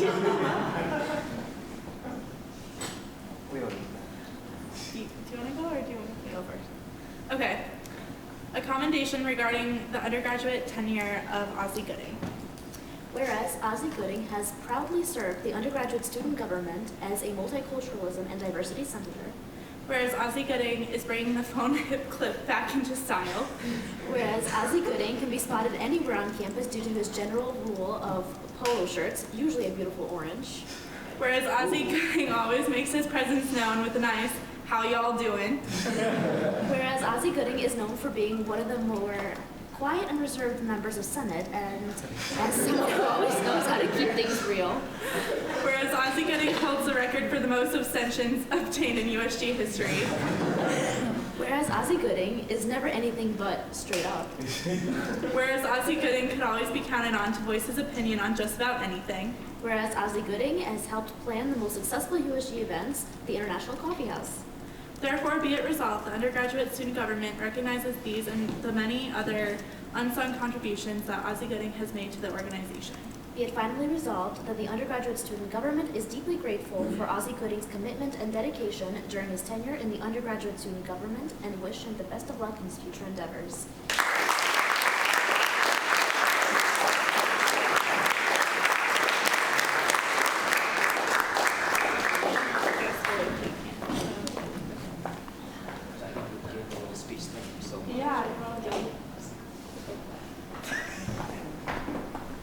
Hi everyone, thank you so much.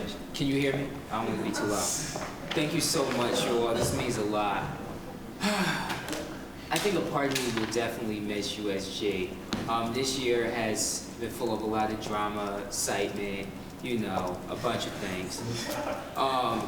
It's been awesome though, and I wish my first year at USG I would have got more involved. I kind of sort of sat on the sideline, didn't say much, but this year I sort of kicked it up a notch, voiced my opinions, like they said, made my presence known, did a couple of coffee houses, which were great. And the most important thing I remember is just building a network with my constituents, and Alice always tell me that's what I'm good at, like my outreach and being able to connect with them. So I like to think of myself as a good senator, and I'll miss them. You know, it's just been awesome. So with that said, I'll leave on this note. Hate me or love me, you will remember me. Thank you.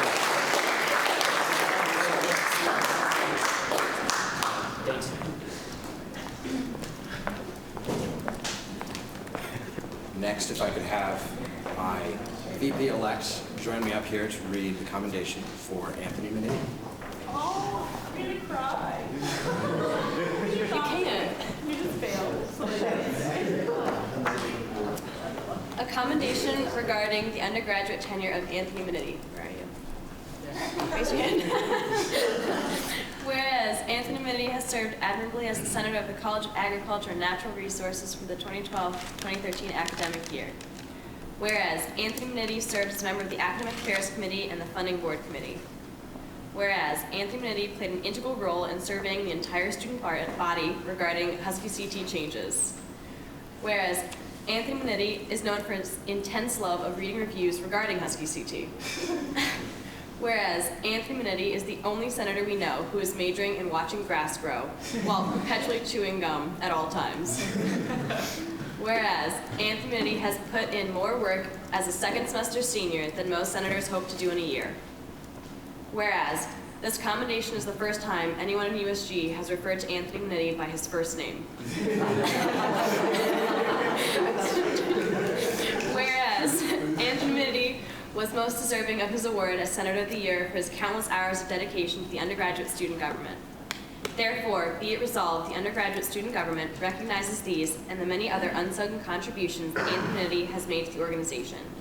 Be it finally resolved that the undergraduate student government is deeply grateful for Anthony Minetti's commitment and dedication during his tenure in the undergraduate student government and wishes him the best of luck in his future endeavors.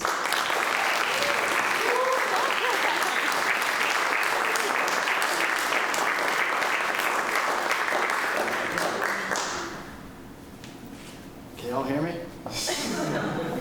Well, guys, it's been a heck of a year. I've made a lot of friends in this organization that I plan to keep.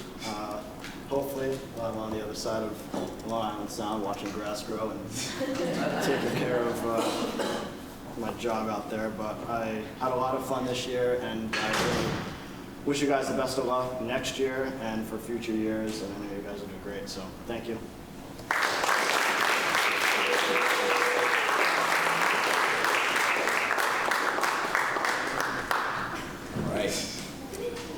Man of the hour has arrived.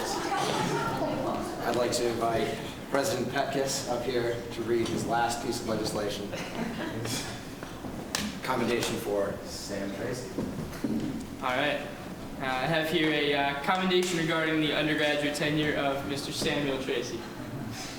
Whereas Samuel Tracy has served the undergraduate student government as a senator, as student body president, and most importantly, as the student body president emeritus. Whereas Samuel Tracy jointly holds 2 executive positions in 2 other Tier 3 organizations.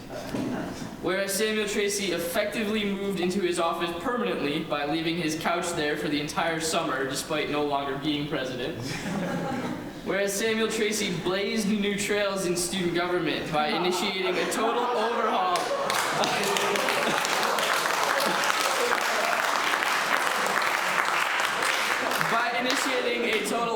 of Tier 2 funding policies.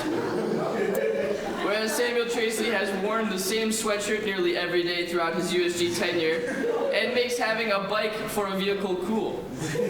Whereas Samuel Tracy has kept spirits high during the 10 Senate meetings throughout his presidency.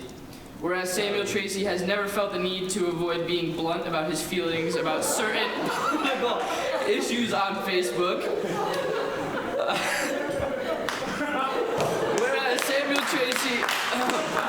Whereas Samuel Tracy maintains a positive reputation despite being the target of one of the most scathing attack ads in political history. Therefore, be it resolved that the undergraduate student government recognizes these and the other unsung contributions that Samuel Tracy made to the organization, and be it finally resolved that the undergraduate student government is deeply grateful for the time and energy invested by President Samuel Tracy and wishes him the very best of luck in all of his future endeavors.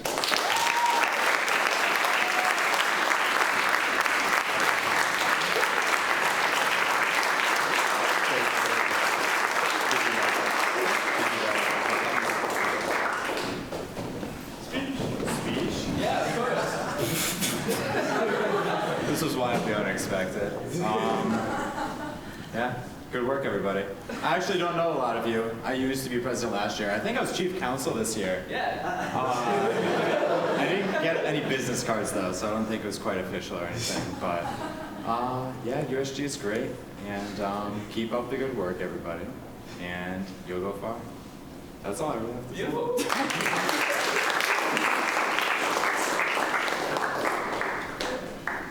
Words of wisdom for the President Emeritus. Next, if we could have Rebecca come on back up to the podium to read a commendation regarding the USG advisorship of Allison Hopkins.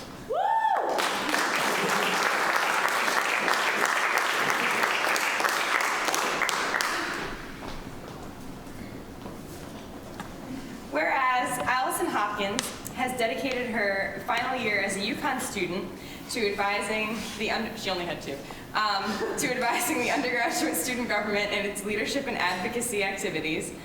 Whereas Allison Hopkins has also advised UCTV and the Nutmeg Yearbook during her time here at UConn and is an active member of the Office of Leadership Programs. Whereas Allison Hopkins went above and beyond her role as USG advisor to photograph each and every member of the undergraduate student government and make sure we all actually looked really good. Whereas Allison Hopkins' unending and unapologetic love for icebreakers and team building activities at triad meetings has allowed her to build teams like nobody else. Whereas Allison Hopkins led the Joint Elections Marketing Committee with dedication, flexibility, and zeal, and could pretty much be a model for a Joint Elections clothing line. Whereas Allison Hopkins single-handedly or double-handedly prevented a flu outbreak amongst Tier 3 student leaders by teaching us all how to cup the bird. Whereas we highly commend Allison Hopkins for actually getting Shiv Gandhi to meet with her most weeks. Whereas Allison Hopkins' photography, which she displayed in her own self-executed show, Quiet, has become a digital cornerstone of life at the University of Connecticut, documenting the lives of her students and colleagues with clarity, beauty, and interest. Whereas Allison Hopkins' creativity, vibrance, and wholehearted love for those around her has made her an incredible friend and mentor, and we know she'll find a banging job in leadership and involvement that maximizes her multiple talents.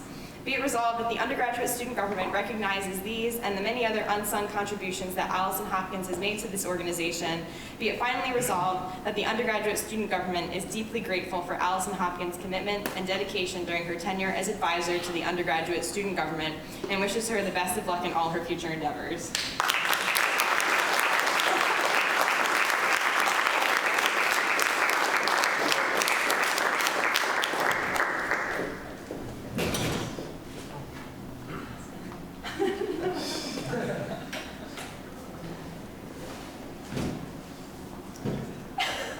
This was really unexpected. Like, I had no idea this was going to happen. I just would like to say that it's been great working with USG. Still don't know where I'm working yet next year, but hopefully I'll get students as great as this group.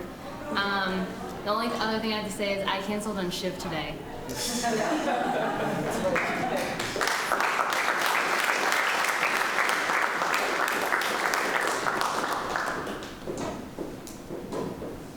Senator Alvarez, it's time. Oh, okay, it's going. All right. Take it away.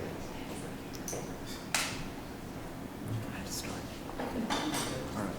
Oh, yes. A commendation regarding the undergraduate tenure of Alice Lowe. Whereas Alice Lowe has served the undergraduate student government as a senator, the health and wellness chairperson, and also as the student affairs chair. Whereas Alice Lowe has made famous a new hairstyle in the undergraduate student government, the Alice Lowe slick bun. Whereas Alice Lowe is notorious for having the shortest committee reports and meetings. Whereas Alice Lowe is known for being the best USG mentor known to man. Whereas Alice Lowe is the only person that can successfully go from wearing Timberlands to heels in less than 5 minutes. Whereas Alice Lowe perpetually promises food to her committee but normally fails to deliver. Whereas Alice Lowe will always support legislative requests brought forth by attractive people. Whereas Alice Lowe will choose Gino Oriyama over Stephen Petkus any day of the week. Whereas Alice Lowe diligently organized those incredibly successful safety walks to ensure all sketchy corners of campus were lit. Therefore, be it resolved, the undergraduate student government recognizes these and many other unsung contributions that Alice Lowe has made to the organization. Be it finally resolved that the undergraduate student government is deeply grateful for Alice Lowe's dedication during her tenure in the undergraduate student government and wishes, who did this? Her the best of luck in her future endeavors.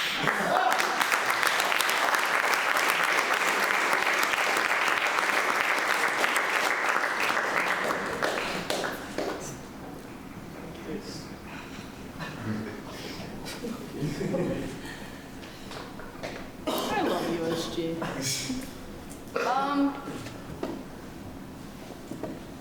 I think the people that join USG are remarkable, and I really like all of you a lot. I'm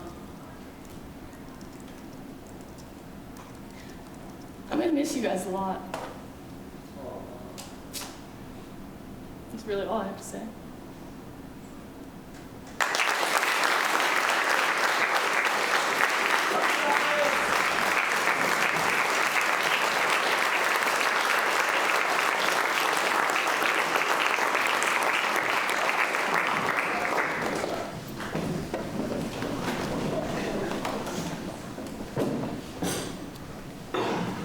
This is going to be a good one. Chief Justice Berger. Polaris. Take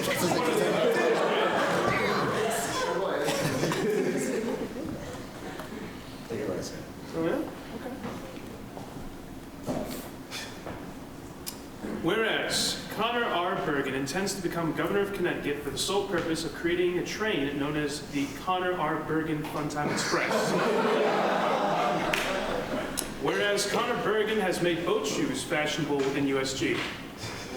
Whereas Connor Bergen began the trend of making the first Senate for new senators intense and terrifying with a statement of position regarding the DREAM Act. Not all of you will remember that one, but it was very enjoyable. I was there. Yeah, no, that was mine. That was actually my first one. Whereas Connor Bergen was responsible for the very successful and fun Zombie Apocalypse event as a freshman.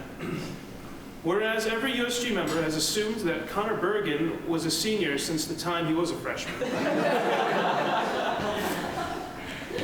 Whereas Connor Bergen was known for wanting to keep the mystery of the USG judiciary alive. Whereas Connor Bergen made all of us in USG his buddy. Therefore, be it resolved that the undergraduate student government recognizes these and other unsung contributions that Connor R. Bergen has made to the organization. Be it further resolved, the decanter in the USG President's Office shall henceforth be known as the Connor R. Bergen decanter. Be it finally resolved that the undergraduate student government is deeply grateful for Connor R. Bergen's commitment and dedication during his tenure in the undergraduate student government and wishes him all the best in his future endeavors.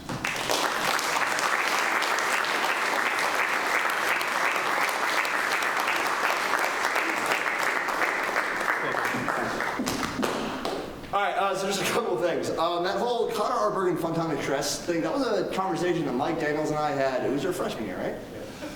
His freshman year, we were coming back from the Capitol because we were at some hearing. What started that? It was... So they named the train car after Jody Rowe, and you thought it was really cool that trains could be named after governors, so you... Oh, I did, yeah.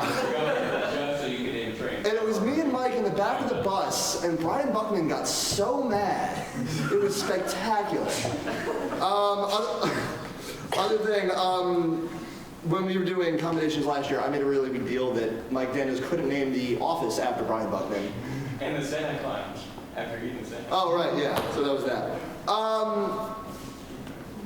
What to say that hasn't already been said? I've been in this organization for 4 years. My college career is defined by what's happened in this room. I've done a lot of things in college, but what speaks out to me is this organization, the things we've done, the people that I've been so unbelievably fortunate to associate myself with. I mentioned it earlier in the year, but it goes without saying how unbelievably just in awe of everybody in this room I am, and how just humbled about the fact that I get to associate myself with you. Just every day. I'm going to miss you guys a ton.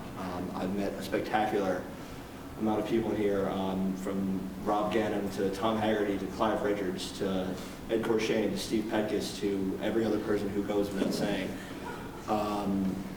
It's phenomenal. To you. Trying to give a heartfelt. Seriously, but I mean, if I can leave any bit of lasting advice, it's be very mindful of the reason why you're here. People in this room, they're cut above the masses, in that you guys care about something bigger than yourselves, and that's amazing for college kids who pay a lot of money to be here. So seriously, thank you from the bottom of my heart. Thank you.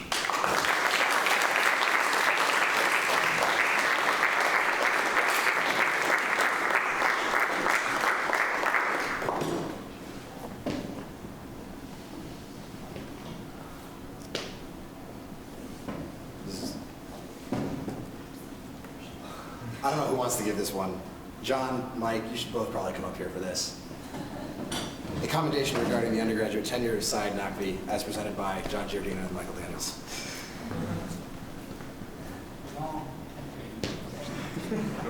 Just start. I'll go back for you. Whereas Syed Naqvi has had a long tenure in the organization, including stints as student worker, funding board chair, chief of staff, and senior advisor. Whereas Syed Naqvi has had to stay an extra year at UConn just to keep USG under control. Whereas Syed Naqvi loves the USG office so much that he preferred to occasionally sleep on a cot instead of returning to his room at South.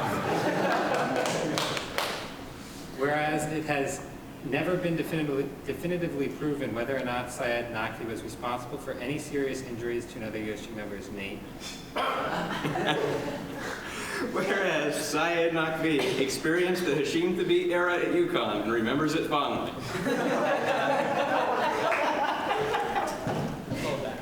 Whereas Syed Naqvi graciously opened his apartment for USG retention events.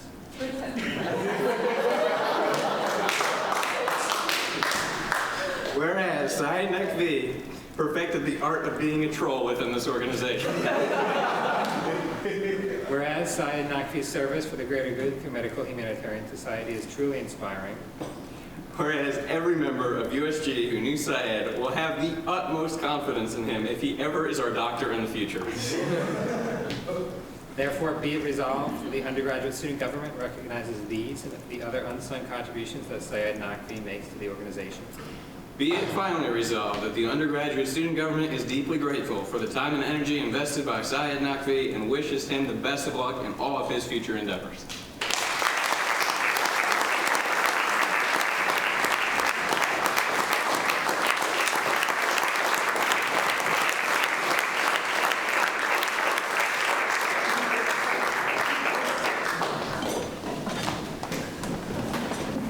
So basically, I spent 5 years here, and I was really hoping this day would never come.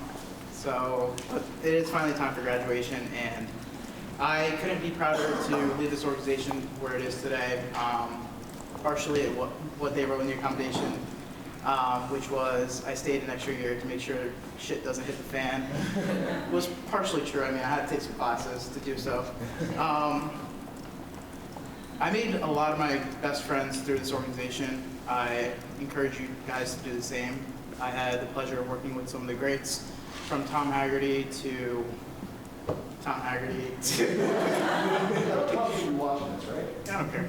To Tom and Jared, and I was from the era where basically there was 4 or 5 hours attendance every night, people going down their throats and killing each other over the mindless stuff that USG did.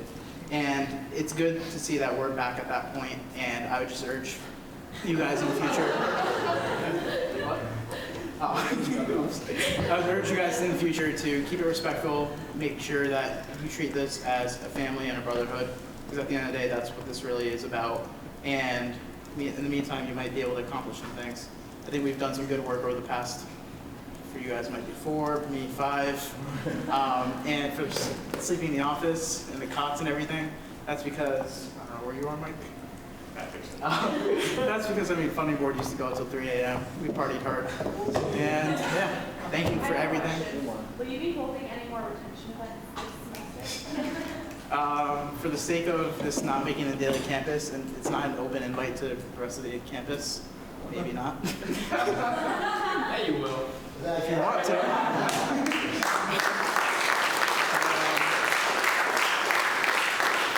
I can't really say much more than thanks for the memories and thanks for letting me be here. So. I'm joining everybody. Yep. And if Speaker Gandhi can join us up here as well. A commendation of your Vice President, Jigish Patel.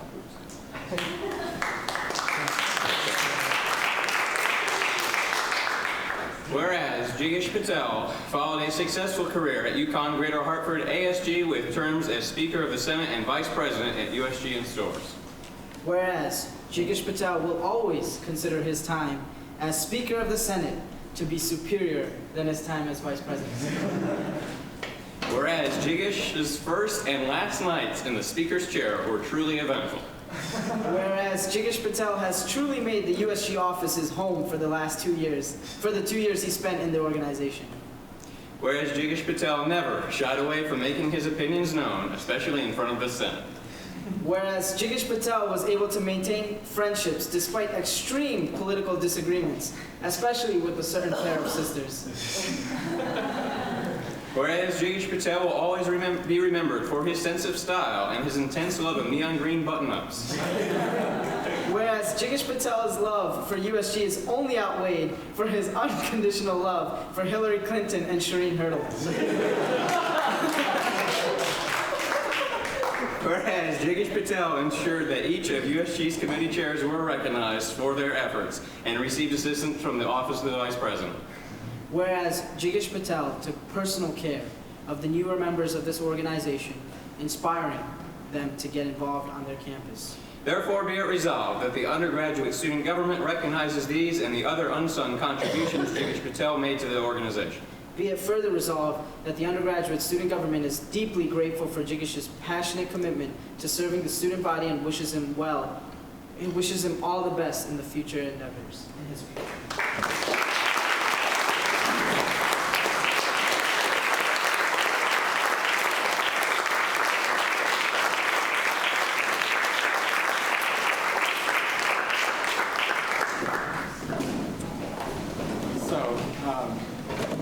I started kind of late in USG because I was at the West Hartford campus, but I knew that for me, I wanted to make a difference in the community that I lived in. That's how I was raised. You can't just take it from other people and not do something back. So USG was just a way for me to be involved and give my time back to the community that I lived in. And most of you know I'll be in Mississippi or Arkansas next year. And when I applied, when I applied to be in Teach for America, one of the qualifications that they had was that you are a role model for other students and you should be able to inspire them to be like you. And after 2 years within USG and reflecting on my career within this organization and even at the West Hartford campus, I could honestly say that I don't think I'm going to talk about myself to my students and my kids next year. I'm going to talk about many of you because I'm not perfect. None of us are, but you guys are awesome, and you guys inspire me to come up, share my opinion. You guys keep me going, even when I have intense disagreement with some of the things that we do here. But I think that's part of the job. It's not you're not here to agree on every single thing, but as long as we could come together and say that we did our job, it doesn't matter if we had to disagree with every single person in the room and just stand up for what we believe in. I may not have agreed with everything, but I could assure you that I disagreed because I felt like it was the right thing to do, and I think that's how we should try to be as individuals. Don't be afraid to say that you disagree, even if it means that you are the only one person standing up for your opinion. I think it matters, and make sure you do it because you care and you're passionate. And you could obviously tell I get very angry and emotional when I disagree, and that's because I really care about what I'm saying. I don't say it just to create drama or to piss someone off. I say it because I really truly mean it. So thank you so much. I'm a better person for meeting each and every single one of you, and I will truly miss USG, John, Daria, Nancy, and especially Daria. She was awesome, and I was here. I always forgot roster and Shiv, all those problems that Shiv had, I had, and Daria just was there for me every single step of the way, and she's not here, but I just want to recognize all the hard work that they put into making sure that we are a successful organization, we provide good service. I'll miss every single one of you, so thank you so much, and just make sure that you voice your opinion, and unlike Syed, make sure you take a position and you defend it. So, thank you.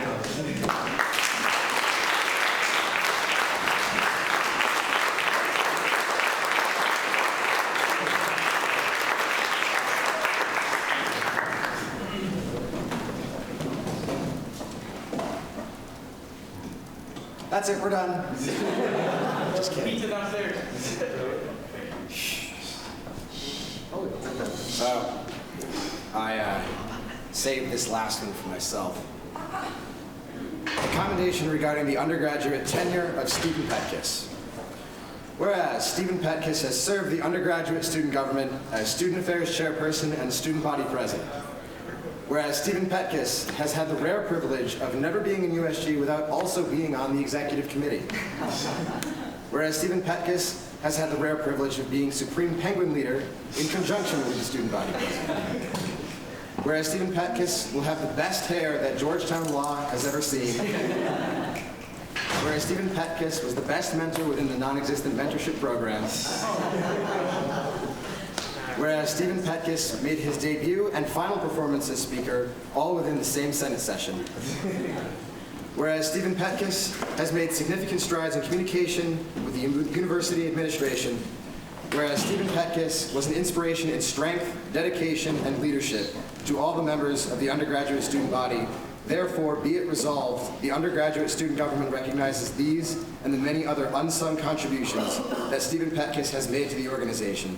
Be it finally resolved that the undergraduate student government is deeply grateful for Stephen Petkus' commitment and dedication during his tenure in the undergraduate student government and wishes him the best of luck in his future endeavors.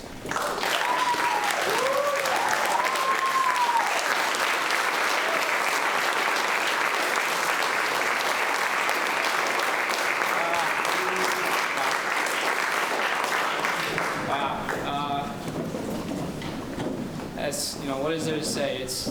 College has been a long and strange journey for me, and I'm extremely proud to be ending it right here tonight, in front of all of you here at UConn.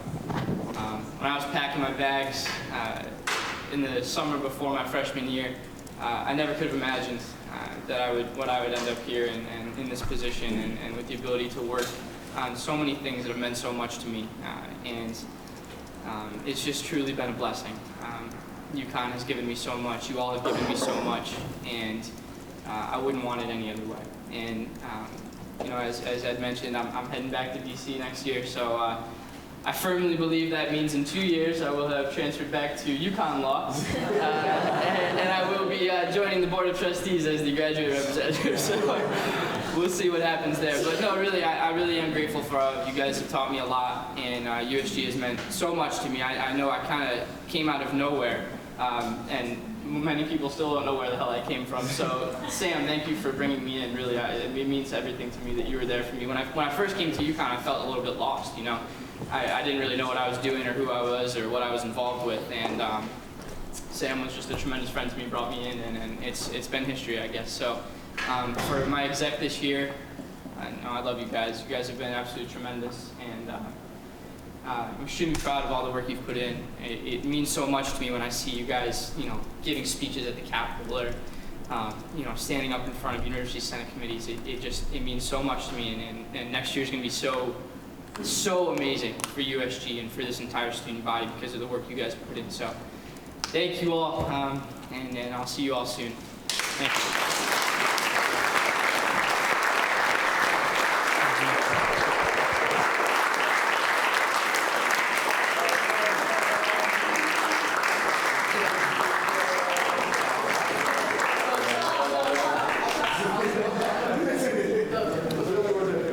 I would like the privilege to motion to approve all of the commendations. Is there a second?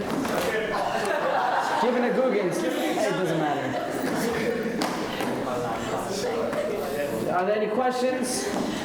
Does anybody would like to be recognized for debate?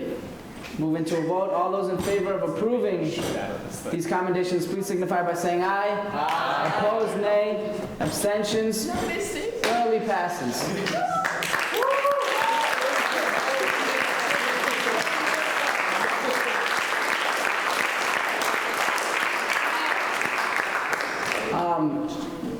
Is there anybody who would like to be recognized for discussion? Okay. For announcements, there's food downstairs in our office in the SOC. So everybody, new members and old, are invited to go downstairs and eat. Announcements in a second. Also, we're going to be recessing, or actually, this meeting will be adjourned. After this meeting is adjourned, the next meeting will convene at 9:20. No later than 9:20. So please be up here, having ate, whatever. And we're not allowed to bring food up here. Okay? Yeah. Announcements. Chief Justice. Who here is a residential senator? I'm going to need you as a witness. So stand by before everyone goes down, okay? So I'm going to be you have to swear to because I raised my hand. Yes. Anybody else for announcements?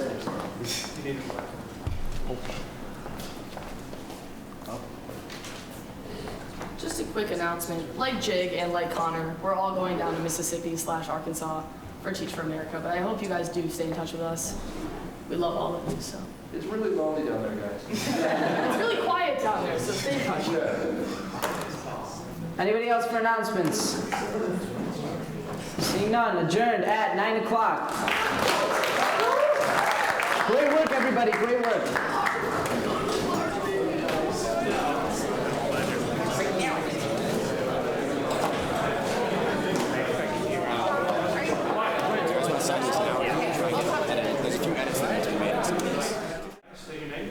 I, Edward Corchet, do solemnly promise to uphold and defend the Constitution, bylaws, and rules of the undergraduate student government at the University of Connecticut in Storrs. As president, I promise to execute all duties and responsibilities vested in me, and shall faithfully champion the general interests and concerns of the student body by whom I have been granted this authority. Thank you very much, Mr. President. Madam Vice President-elect, please raise your right hand. I state your name. I, Kara Huggins, Do solemnly promise to uphold the Constitution, bylaws and rules of the undergraduate student government at the University of Connecticut at Storrs. As Vice President, I promise to execute all duties and responsibilities vested in me and shall work diligently to ensure the successful and efficient operation of the administration to which I have been elected. Madam Vice President, congratulations.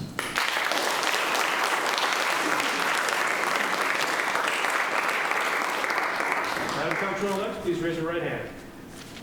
I state your name. I, Claire Price, Do solemnly promise do solemnly promise to uphold the Constitution, to uphold the Constitution, bylaws, and rules bylaws and rules of the undergraduate student government of the undergraduate student government at the University of Connecticut in Stores. of the University of Connecticut in schools. As Comptroller, As Comptroller, I promise to execute all duties I promise to execute all duties and responsibilities vested in me, and responsibilities vested in me, and shall work diligently and shall work diligently to make ethically sound to make ethically sound financial decisions financial decisions to the very best of my abilities. to the very best of my abilities. Congratulations, Madam Comptroller.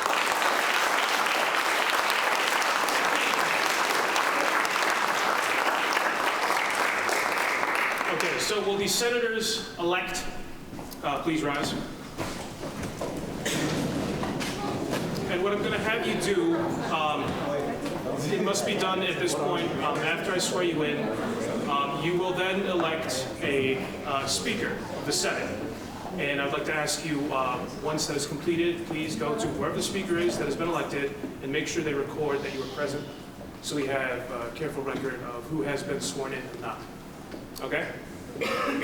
Good, thank you. So please raise your right hand. Oh, here we go. I state your name. Do solemnly promise to uphold the Constitution, bylaws and rules of the undergraduate student government at the University of Connecticut in Stores. I promise that I shall consistently and faithfully earn the votes of the constituents whom I have been elected to serve and represent. Finally, I shall maintain a vigilant eye on the welfare of the entire student government. That we may all diligently work together. To successfully advocate for, represent, and serve the entire student body. Congratulations, Senators.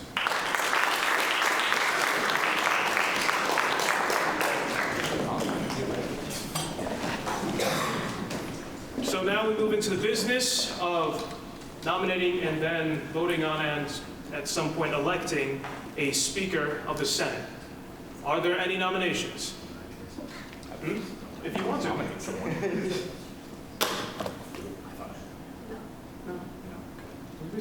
So anyone? Yes, please.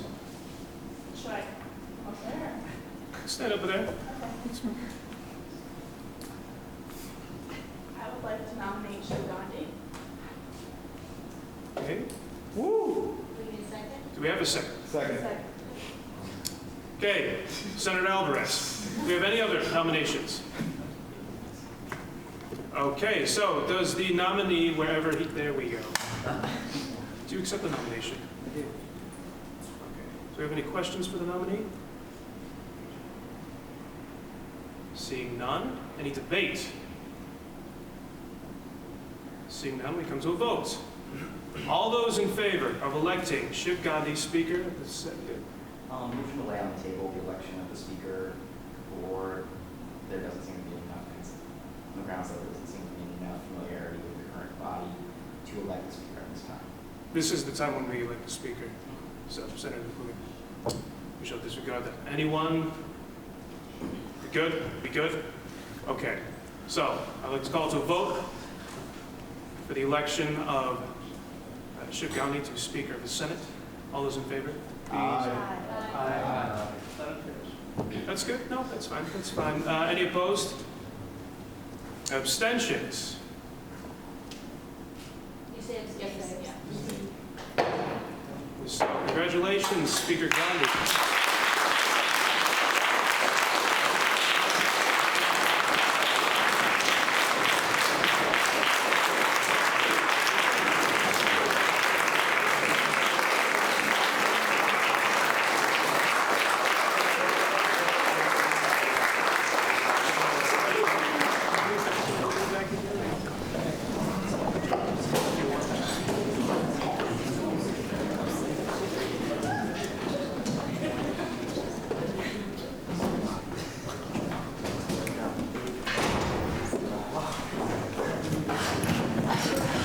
Okay. Thank you, guys. I appreciate that. Next, we move into election of the Sergeant at Arms. Sergeant at Arms, especially for our newer members, is responsible for a variety of things as part of was one of the top legislators, or one of the executives of the legislative. Is responsible for preserving the order of this chamber, and actually adapts their role based on how Senate is being run, etc. At least that was the experience that we had this past year. For those of you who don't know, who were here last year, Senator Violet was the Sergeant at Arms, and so you'd be responsible for doing all the things he did, including keeping up with attendance of senators and so forth. So at this time, I'd like to entertain motions to nominate members of this body, voting members of this body, to the position of Sergeant at Arms. Senator Alvarez. I would like to nominate Senator Neil Rana. Okay, Senator Rana, is there a second? Seconded by Senator Sargent. Are there any other nominations to the position of Sergeant at Arms? Okay. Seeing none, does the nominee accept his nomination? I do. Okay. Are there any questions for the nominee? Seeing none, we move into debate. Is there any debate? I know I'm going a little quick for some of our newer members. Questions are obviously when you can ask questions for the nominee. Debate is when you can debate the... Yeah, I guess you can debate the nature in general. You can say whatever you want during debate that you believe will sway the body either for or against the nominee. So, is there anybody who would like to be recognized for debate? Yeah, sure. The body is operating documents for parliamentary law are Robert's Rules of Order, correct? Sure. Thank you. Is there anybody else who would like to be recognized for debate, even though you weren't recognized for debate? But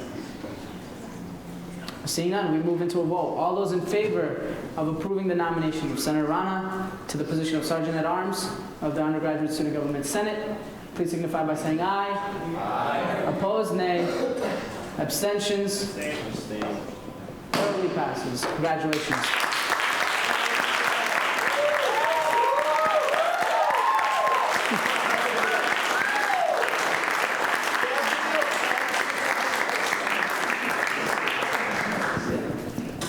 Right.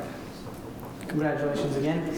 Next, we move into our next order of business, which is actually reports. And for the newer members, typically we do reports. We do executive reports. We do a report of the legislative. We do a report of the judiciary. We do committee reports. That's all part of our standard order of business.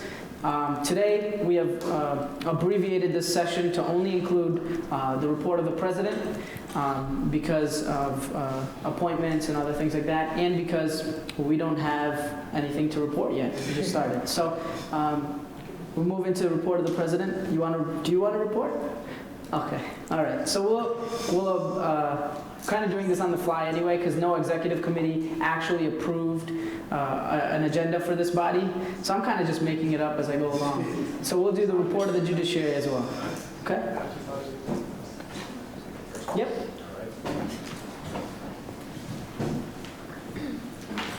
Welcome, everyone. This is the first Senate of our new year, which is kind of weird because we haven't actually passed our finals yet, so hopefully we're all here next fall. First order of business for this body is to, now that we've approved our speaker, our sergeant at arms, to approve the appointees for the executive committee for the next academic year. So first, I would like to appoint Parth Rana to the position of funding board chair.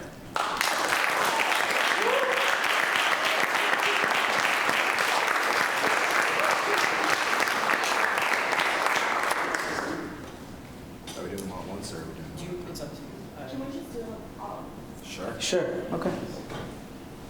Next, Elena Innes will be our academic affairs chairperson.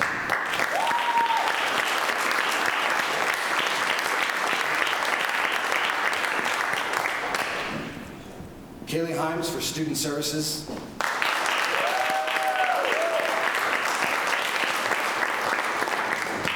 Haley Manfredi for Student Development.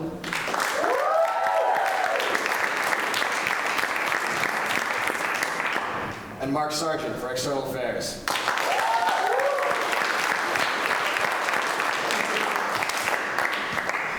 Sure. Okay. So do the nominees accept? I'm sorry. I'm saying. Yes. Okay. Do we need to stand up? Yes, please. Are there any questions for the nominees? Seeing none, we move into a debate. Is there any debate regarding the nominees? You guys can sit down when we're in debate. I gotta swear them After they're approved by the Senate. Is there any debate? Just so that you guys are clear, these nominees are being appointed to the Senate subcommittees. And so those positions are confirmed by the Senate. And then they're sworn in by the Chief Justice. But you guys get to decide whether these are the people you want leading your committees. And they are presidential appointments. In other words, the president gets to appoint them. It's kind of self-explanatory. So is there any debate? Seeing none, we move into a vote. All those in favor of ratifying these nominees, please signify by saying aye. Aye. Opposed, nay. Abstentions? Okay. Totally passes. Congratulations.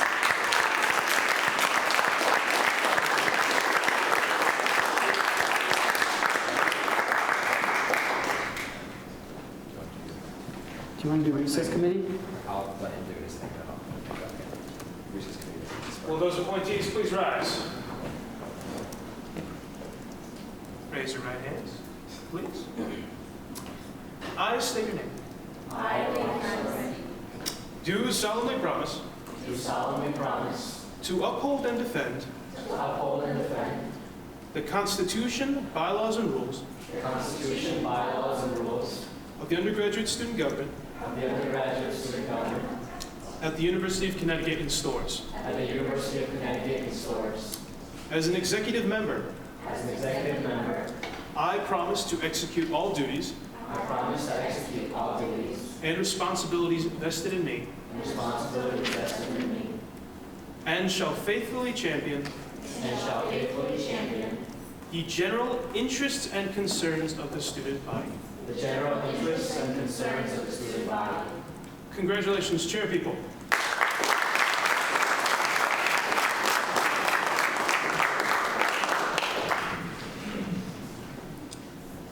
Next, this is a little bit more of an administrative thing, but during any break from school that we have, whether that's summer vacation or it's the winter intersession, we have to appoint a recess committee.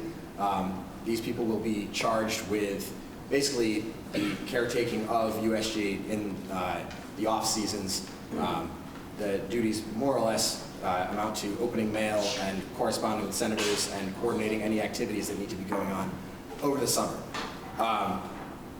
That committee, I am only appointing 3 people to it. That doesn't mean that the rest of you aren't necessarily going to be involved in projects over the summer if you choose to be, but that way 3 people can be communicating at all times and in much more efficient fashion than if it was anyone in the room. So, the people to be appointed to that committee will be John Giardina, here. Kara Guggens, Vice President, and Shiv Gandhi.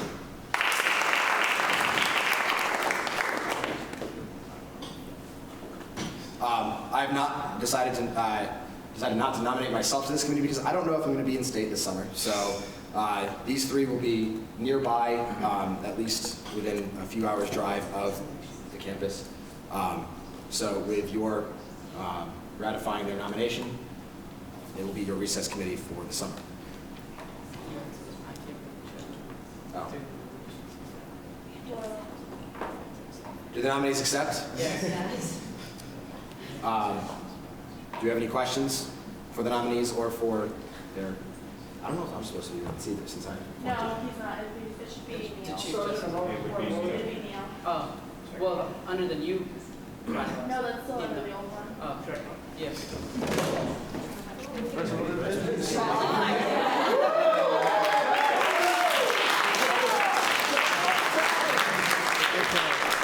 the nominees accept their nominations? Yes.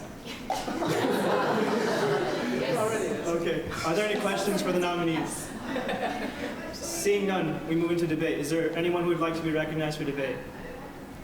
Seeing none, we move into a vote. All in favor of ratifying the nominations, please signify by saying aye. Aye. Any nays? Abstentions? Thoroughly passed.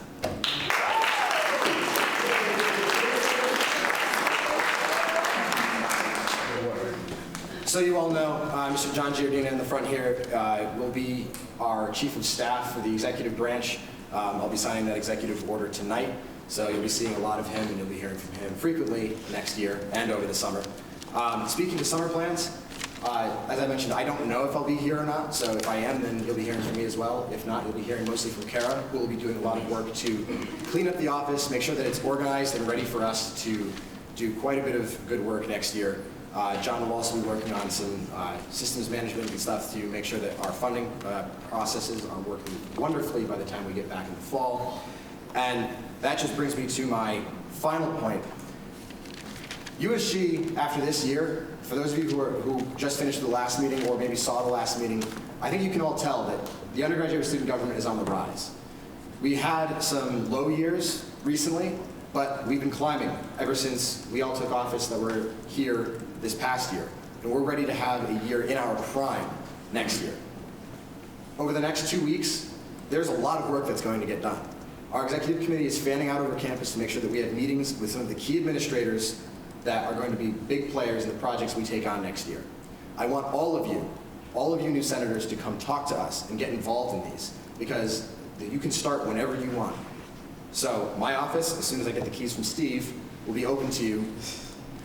Come talk to me. Let's make some big plans. Let's have the best year that we've seen in recent history. Thank you.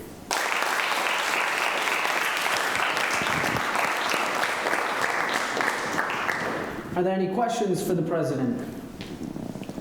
Seeing none, we move into report of the judiciary. So Chief Justice.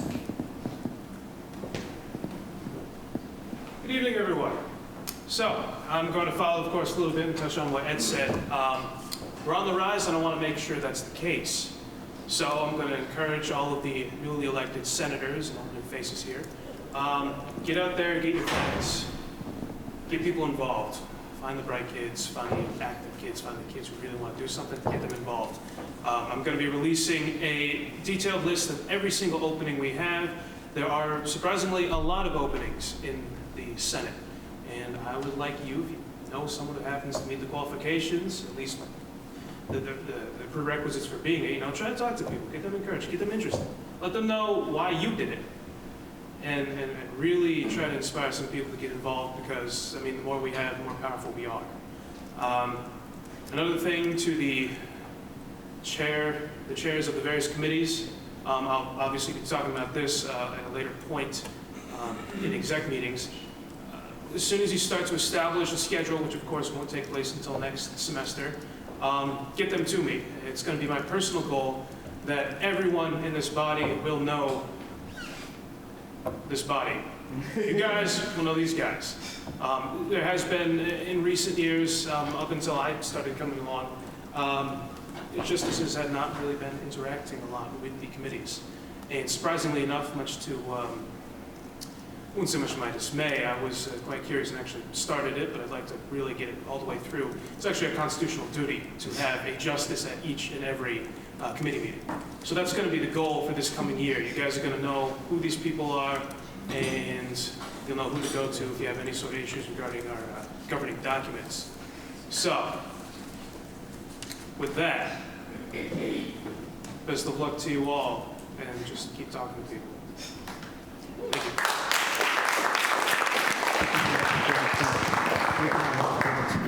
Sometime in the next meeting. Thank you. Are there any questions for the Chief Justice? Thank you, Chief Justice Pilaris. Now we move into new business.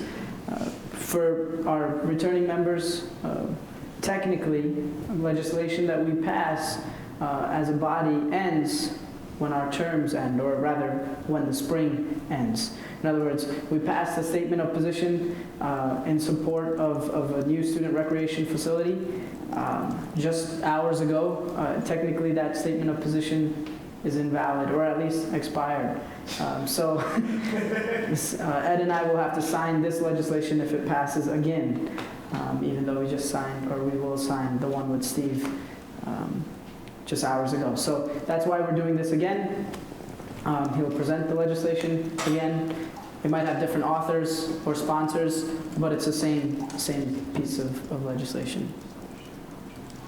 Can you bring it up? Yeah. Can all the people that were sponsors on the last one be sponsors on this one? Yes, everyone is except for the people who are no longer in office. Gotcha.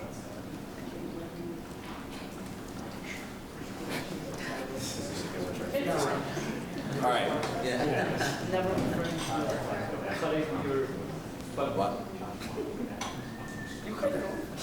So, I have no comment on that. How can the USG have so many use funding? Can't we as much as pass the funding? all right. Yep. So this morning, former President Petkus and I spoke at the Board of Trustees meeting during public comment. And I don't know if any of you were there, but there were about 30 students, both graduate and undergraduate, speaking out either in favor or against this topic. What I will tell you is that the students speaking out in favor of the new recreation facility were almost entirely undergraduates, and those speaking out against were about half of the graduates, and the other half were also in favor of this statement. So based on responses that we got at the Board of Trustees meeting this morning, and I apologize to those of you who were here for the last meeting. This is the second time you're hearing it. But for those of you who are new, this legislation more or less encompasses the opinions of those that shared what they thought on this new facility at the board meeting this morning. And I'll read it to you now. A statement of position in support of a new student recreation facility at the University of Connecticut Stores. Whereas there is a broad consensus that this current student recreation facility is inadequate to meet the needs of the student body at the University of Connecticut Stores. Whereas students have continuously expressed concerns about the size, quality, and availability of current facilities through a multitude of outlets, including forums and social media. Whereas the current SRF is known to have major structural damages and problems with ventilation and leakage. Whereas the Department of Recreation Services has made it known that they are limited in programs offered due to inadequate facilities and space. Whereas, if approved, Next Generation Connecticut projects a growth in the student body by upwards of 5,000 students and a hire of an additional 259 faculty members over the next decade, greatly increasing the need for additional recreation space. Whereas the Board of Trustees meeting on April 24th, 2013, undergraduate students in attendance spoke strongly in favor of a new SRF. Whereas in light of the current economic situation in the state of Connecticut, it is deemed necessary that student fees will need to be the primary source of funding for the facility with a bond acquired by the university to front the costs. Whereas studies have shown that the quality of recreation facilities is a high-ranking factor for students in deciding which university to attend for an undergraduate education. Whereas a new SRF is an essential component to maintain proper growth and development of the campus community. Be it resolved, the undergraduate student government strongly supports the construction of a new SRF at the University of Connecticut Stores, as well as an associated and affordable student fee to pay for the facility. Be it further resolved, the undergraduate student government urges university administration to make a commitment to exploring any and all additional funding options to assist in defraying the cost of a new facility, specifically through efforts of the UConn Foundation and private donors. Be it further resolved, the undergraduate student government strongly believes that as members of the university community, graduate students should be required to pay a reduced fee in order to facilitate the construction of a new recreation facility. Be it finally resolved, the undergraduate student government encourages the Board of Trustees of the University of Connecticut to continue the process of pursuing the construction of a new SRF at the University of Connecticut Stores. I'd like to entertain a motion to enact this piece of Alvarez, seconded by Sergeant at Arms Rana. Are there any questions regarding this legislation? Seeing none, we move into debate. Is there anybody who would like to be recognized for debate? Thank you, Ed. Seeing none, we move into a vote. All those in favor of enacting a statement of position regarding new student recreational facility, et cetera, please signify by saying aye. Aye. Opposed, nay. Abstentions? Thoroughly passes. And that's all we have for new business. Wait, hold on. Not yet. We're still in new business. We're still in new business. Whoa, hold on. Okay, I'd like to suspend the rules by unanimous consent and go back to report of the president. There's another appointment that he wants to make. So, by unanimous consent, so ordered. One more appointment. Per our Constitution, we appoint up to 5 ex officio senators to this body to speak on behalf of other groups on campus. Over the past year, we've forged a very strong relationship with RHA, and I see no reason not to make that appointment immediately. So I'd like to nominate Maria Sochet as our RHA ex officio senator in this body. What that means is that she has speaking rights in Senate, but she does not vote in this body. So, does the nominee accept? Yeah. Okay. Are there any questions regarding the nominee? Seeing none, we move into debate. Is there any debate regarding the nominee? Seeing none, we move into a vote. All those in favor of ratifying this nomination, please signify by saying aye. Aye. Opposed, nay. Abstentions? Thoroughly passes. Congratulations. Okay, so we were in the new, I'm sorry. So, I thought someone called my name. So we were in the new business component of our agenda. Since we have nothing left for you guys, we'll move into discussion. Is there anybody who would like to be recognized for discussion? Yeah. I don't know anything. I'm Michael Morgan. I'm a new senator from Social University. Sure. So I found a little bit of an alarming bill. One of my friends who's a state representative, Tim Ackert, sent me. Sure. He's on the committee for higher education. There's a bill right now introduced by Greg Haddad to essentially allow a lobbying organization such as UConn have direct control of their money, over the money they collect. So the funding board for the university won't be able to see where that money's going anymore, and they're just going to hire a lobbying organization to advocate for changes that they want to campus. And I kind of personally feel like that goes around the role of USG to lobby and advocate for student interests. Absolutely. I'm sorry. This is a discussion, so it's kind of everyone can. Well, it goes through the speaker, but everyone can speak kind of casually. But feel free to continue, and if you want to come up to the podium and say anything. So if you don't mind me. Sure. So it's House Bill 6604, and I was wondering if maybe you wanted to form a committee to look into this and form a response, since Greg Haddad is the Mansfield representative. And it looks like he's just introduced this. So the actual text of the bill is, any nonpartisan student organization that intends to lobby is defined in Section 191 of the general statutes, or engage a lobbyist is defined in Section 191 of the general statutes. So a public institution of higher education shall control the funds generated from such organizations, receive voluntary student fees collected by such public institution of higher education. Yeah, it's a real mouthful. Yeah. Basically, what they'll do next year is they'll try to pass this, and they'll try to pass a resolution so they have enough votes to control the fees directly. So we want to form a committee to possibly look into this. So, hold on, guys, all of you guys, hold on. That's actually a great thing. Is it okay if we move this out of discussion for right now, because a lot of people wouldn't be able, but I'd like for you to come and see me after Senate if that's okay. We can talk more about that, but that's a good idea. Actually, Senator Sargent is actually. There is a committee, external affairs. We can talk about it after. Is there anybody else who would like to be recognized for discussion? Seeing none, we move into announcements. So first, I get to recognize myself first. First thing that I'd like to say is to all our new senators, welcome. I've seen you guys on the elections page, so I know you even though you don't know who I am, which is kind of weird. But you guys are all going to do great work. Thank you in advance for your service. And one last thing is, a lot of the things that we talked about today or did today in terms of even my election might have gone a little bit over your head, but we do have a training event, so you will understand everything soon, and you'll be fine. This is not an accurate representation of the general knowledge you'll have going through these meetings. You'll understand what we're doing. But I look forward with meeting with all of you and working with all of you in the future. So that's my announcement, Chairperson Himes. Okay. Hi, I'm the new Student Services Chair. Wow, that's so weird to say. For the people that were in Senate earlier, I'm just going to say this again. For the new senators, AC Affairs, which is my former committee, we're having our finals care package event on Cinco de Mayo, May 5th. It's a Sunday.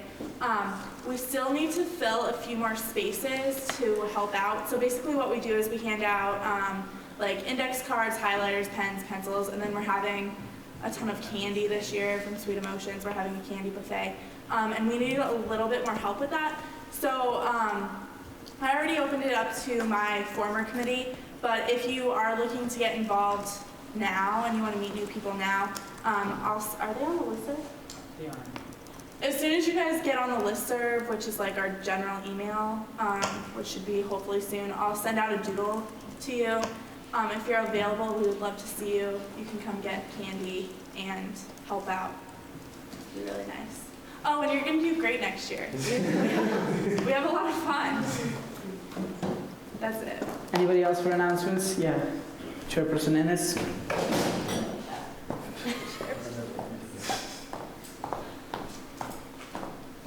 Hey guys, my name is Elena and I'm the new AC Affairs Chair. I just want to give you guys the opportunity I'm going to be around, I'm sure some of the other chairs are going to be around after Senate. So if you think you know what committee you're going to be on next year, come say hi to us, come get to know us because we want to get to know you. And yeah, so I'm AC Affairs, Kaylee and Haley are their respective student affairs. Anyway, Martha's finding board and Mark Sargent is going to be external. So if you think you're somewhere in that vicinity, depending on what school you're from or whatever you're doing, just come say hi to us, even if you're not in our committee, because we want to get to know you. And that's about it. Anybody else for announcements? Yeah, go ahead. Yeah, no, it's a little part I forgot about my report. Just would like to announce that I literally within the past 2 minutes have decided to start back up a tradition that actually has not been exercised in a while. I have selected, she is actually completely unaware, Associate Justice Liu. She is now going to be my deputy chief. So if you'd like to. Congratulations.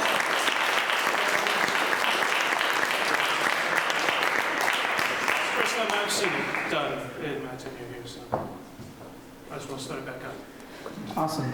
And speaking of deputies, actually, we'll need a deputy speaker.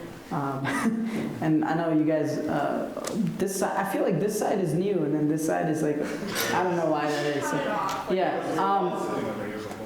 Anyway, the point is, you guys will be well informed of that process, the position requirements and responsibilities, but just think about whether this is something that you want to be involved in, whether you want to be a leader of this body, and think about whether that's something that interests you, and then come and talk to me after, either now or email me, or you'll hear a lot from me.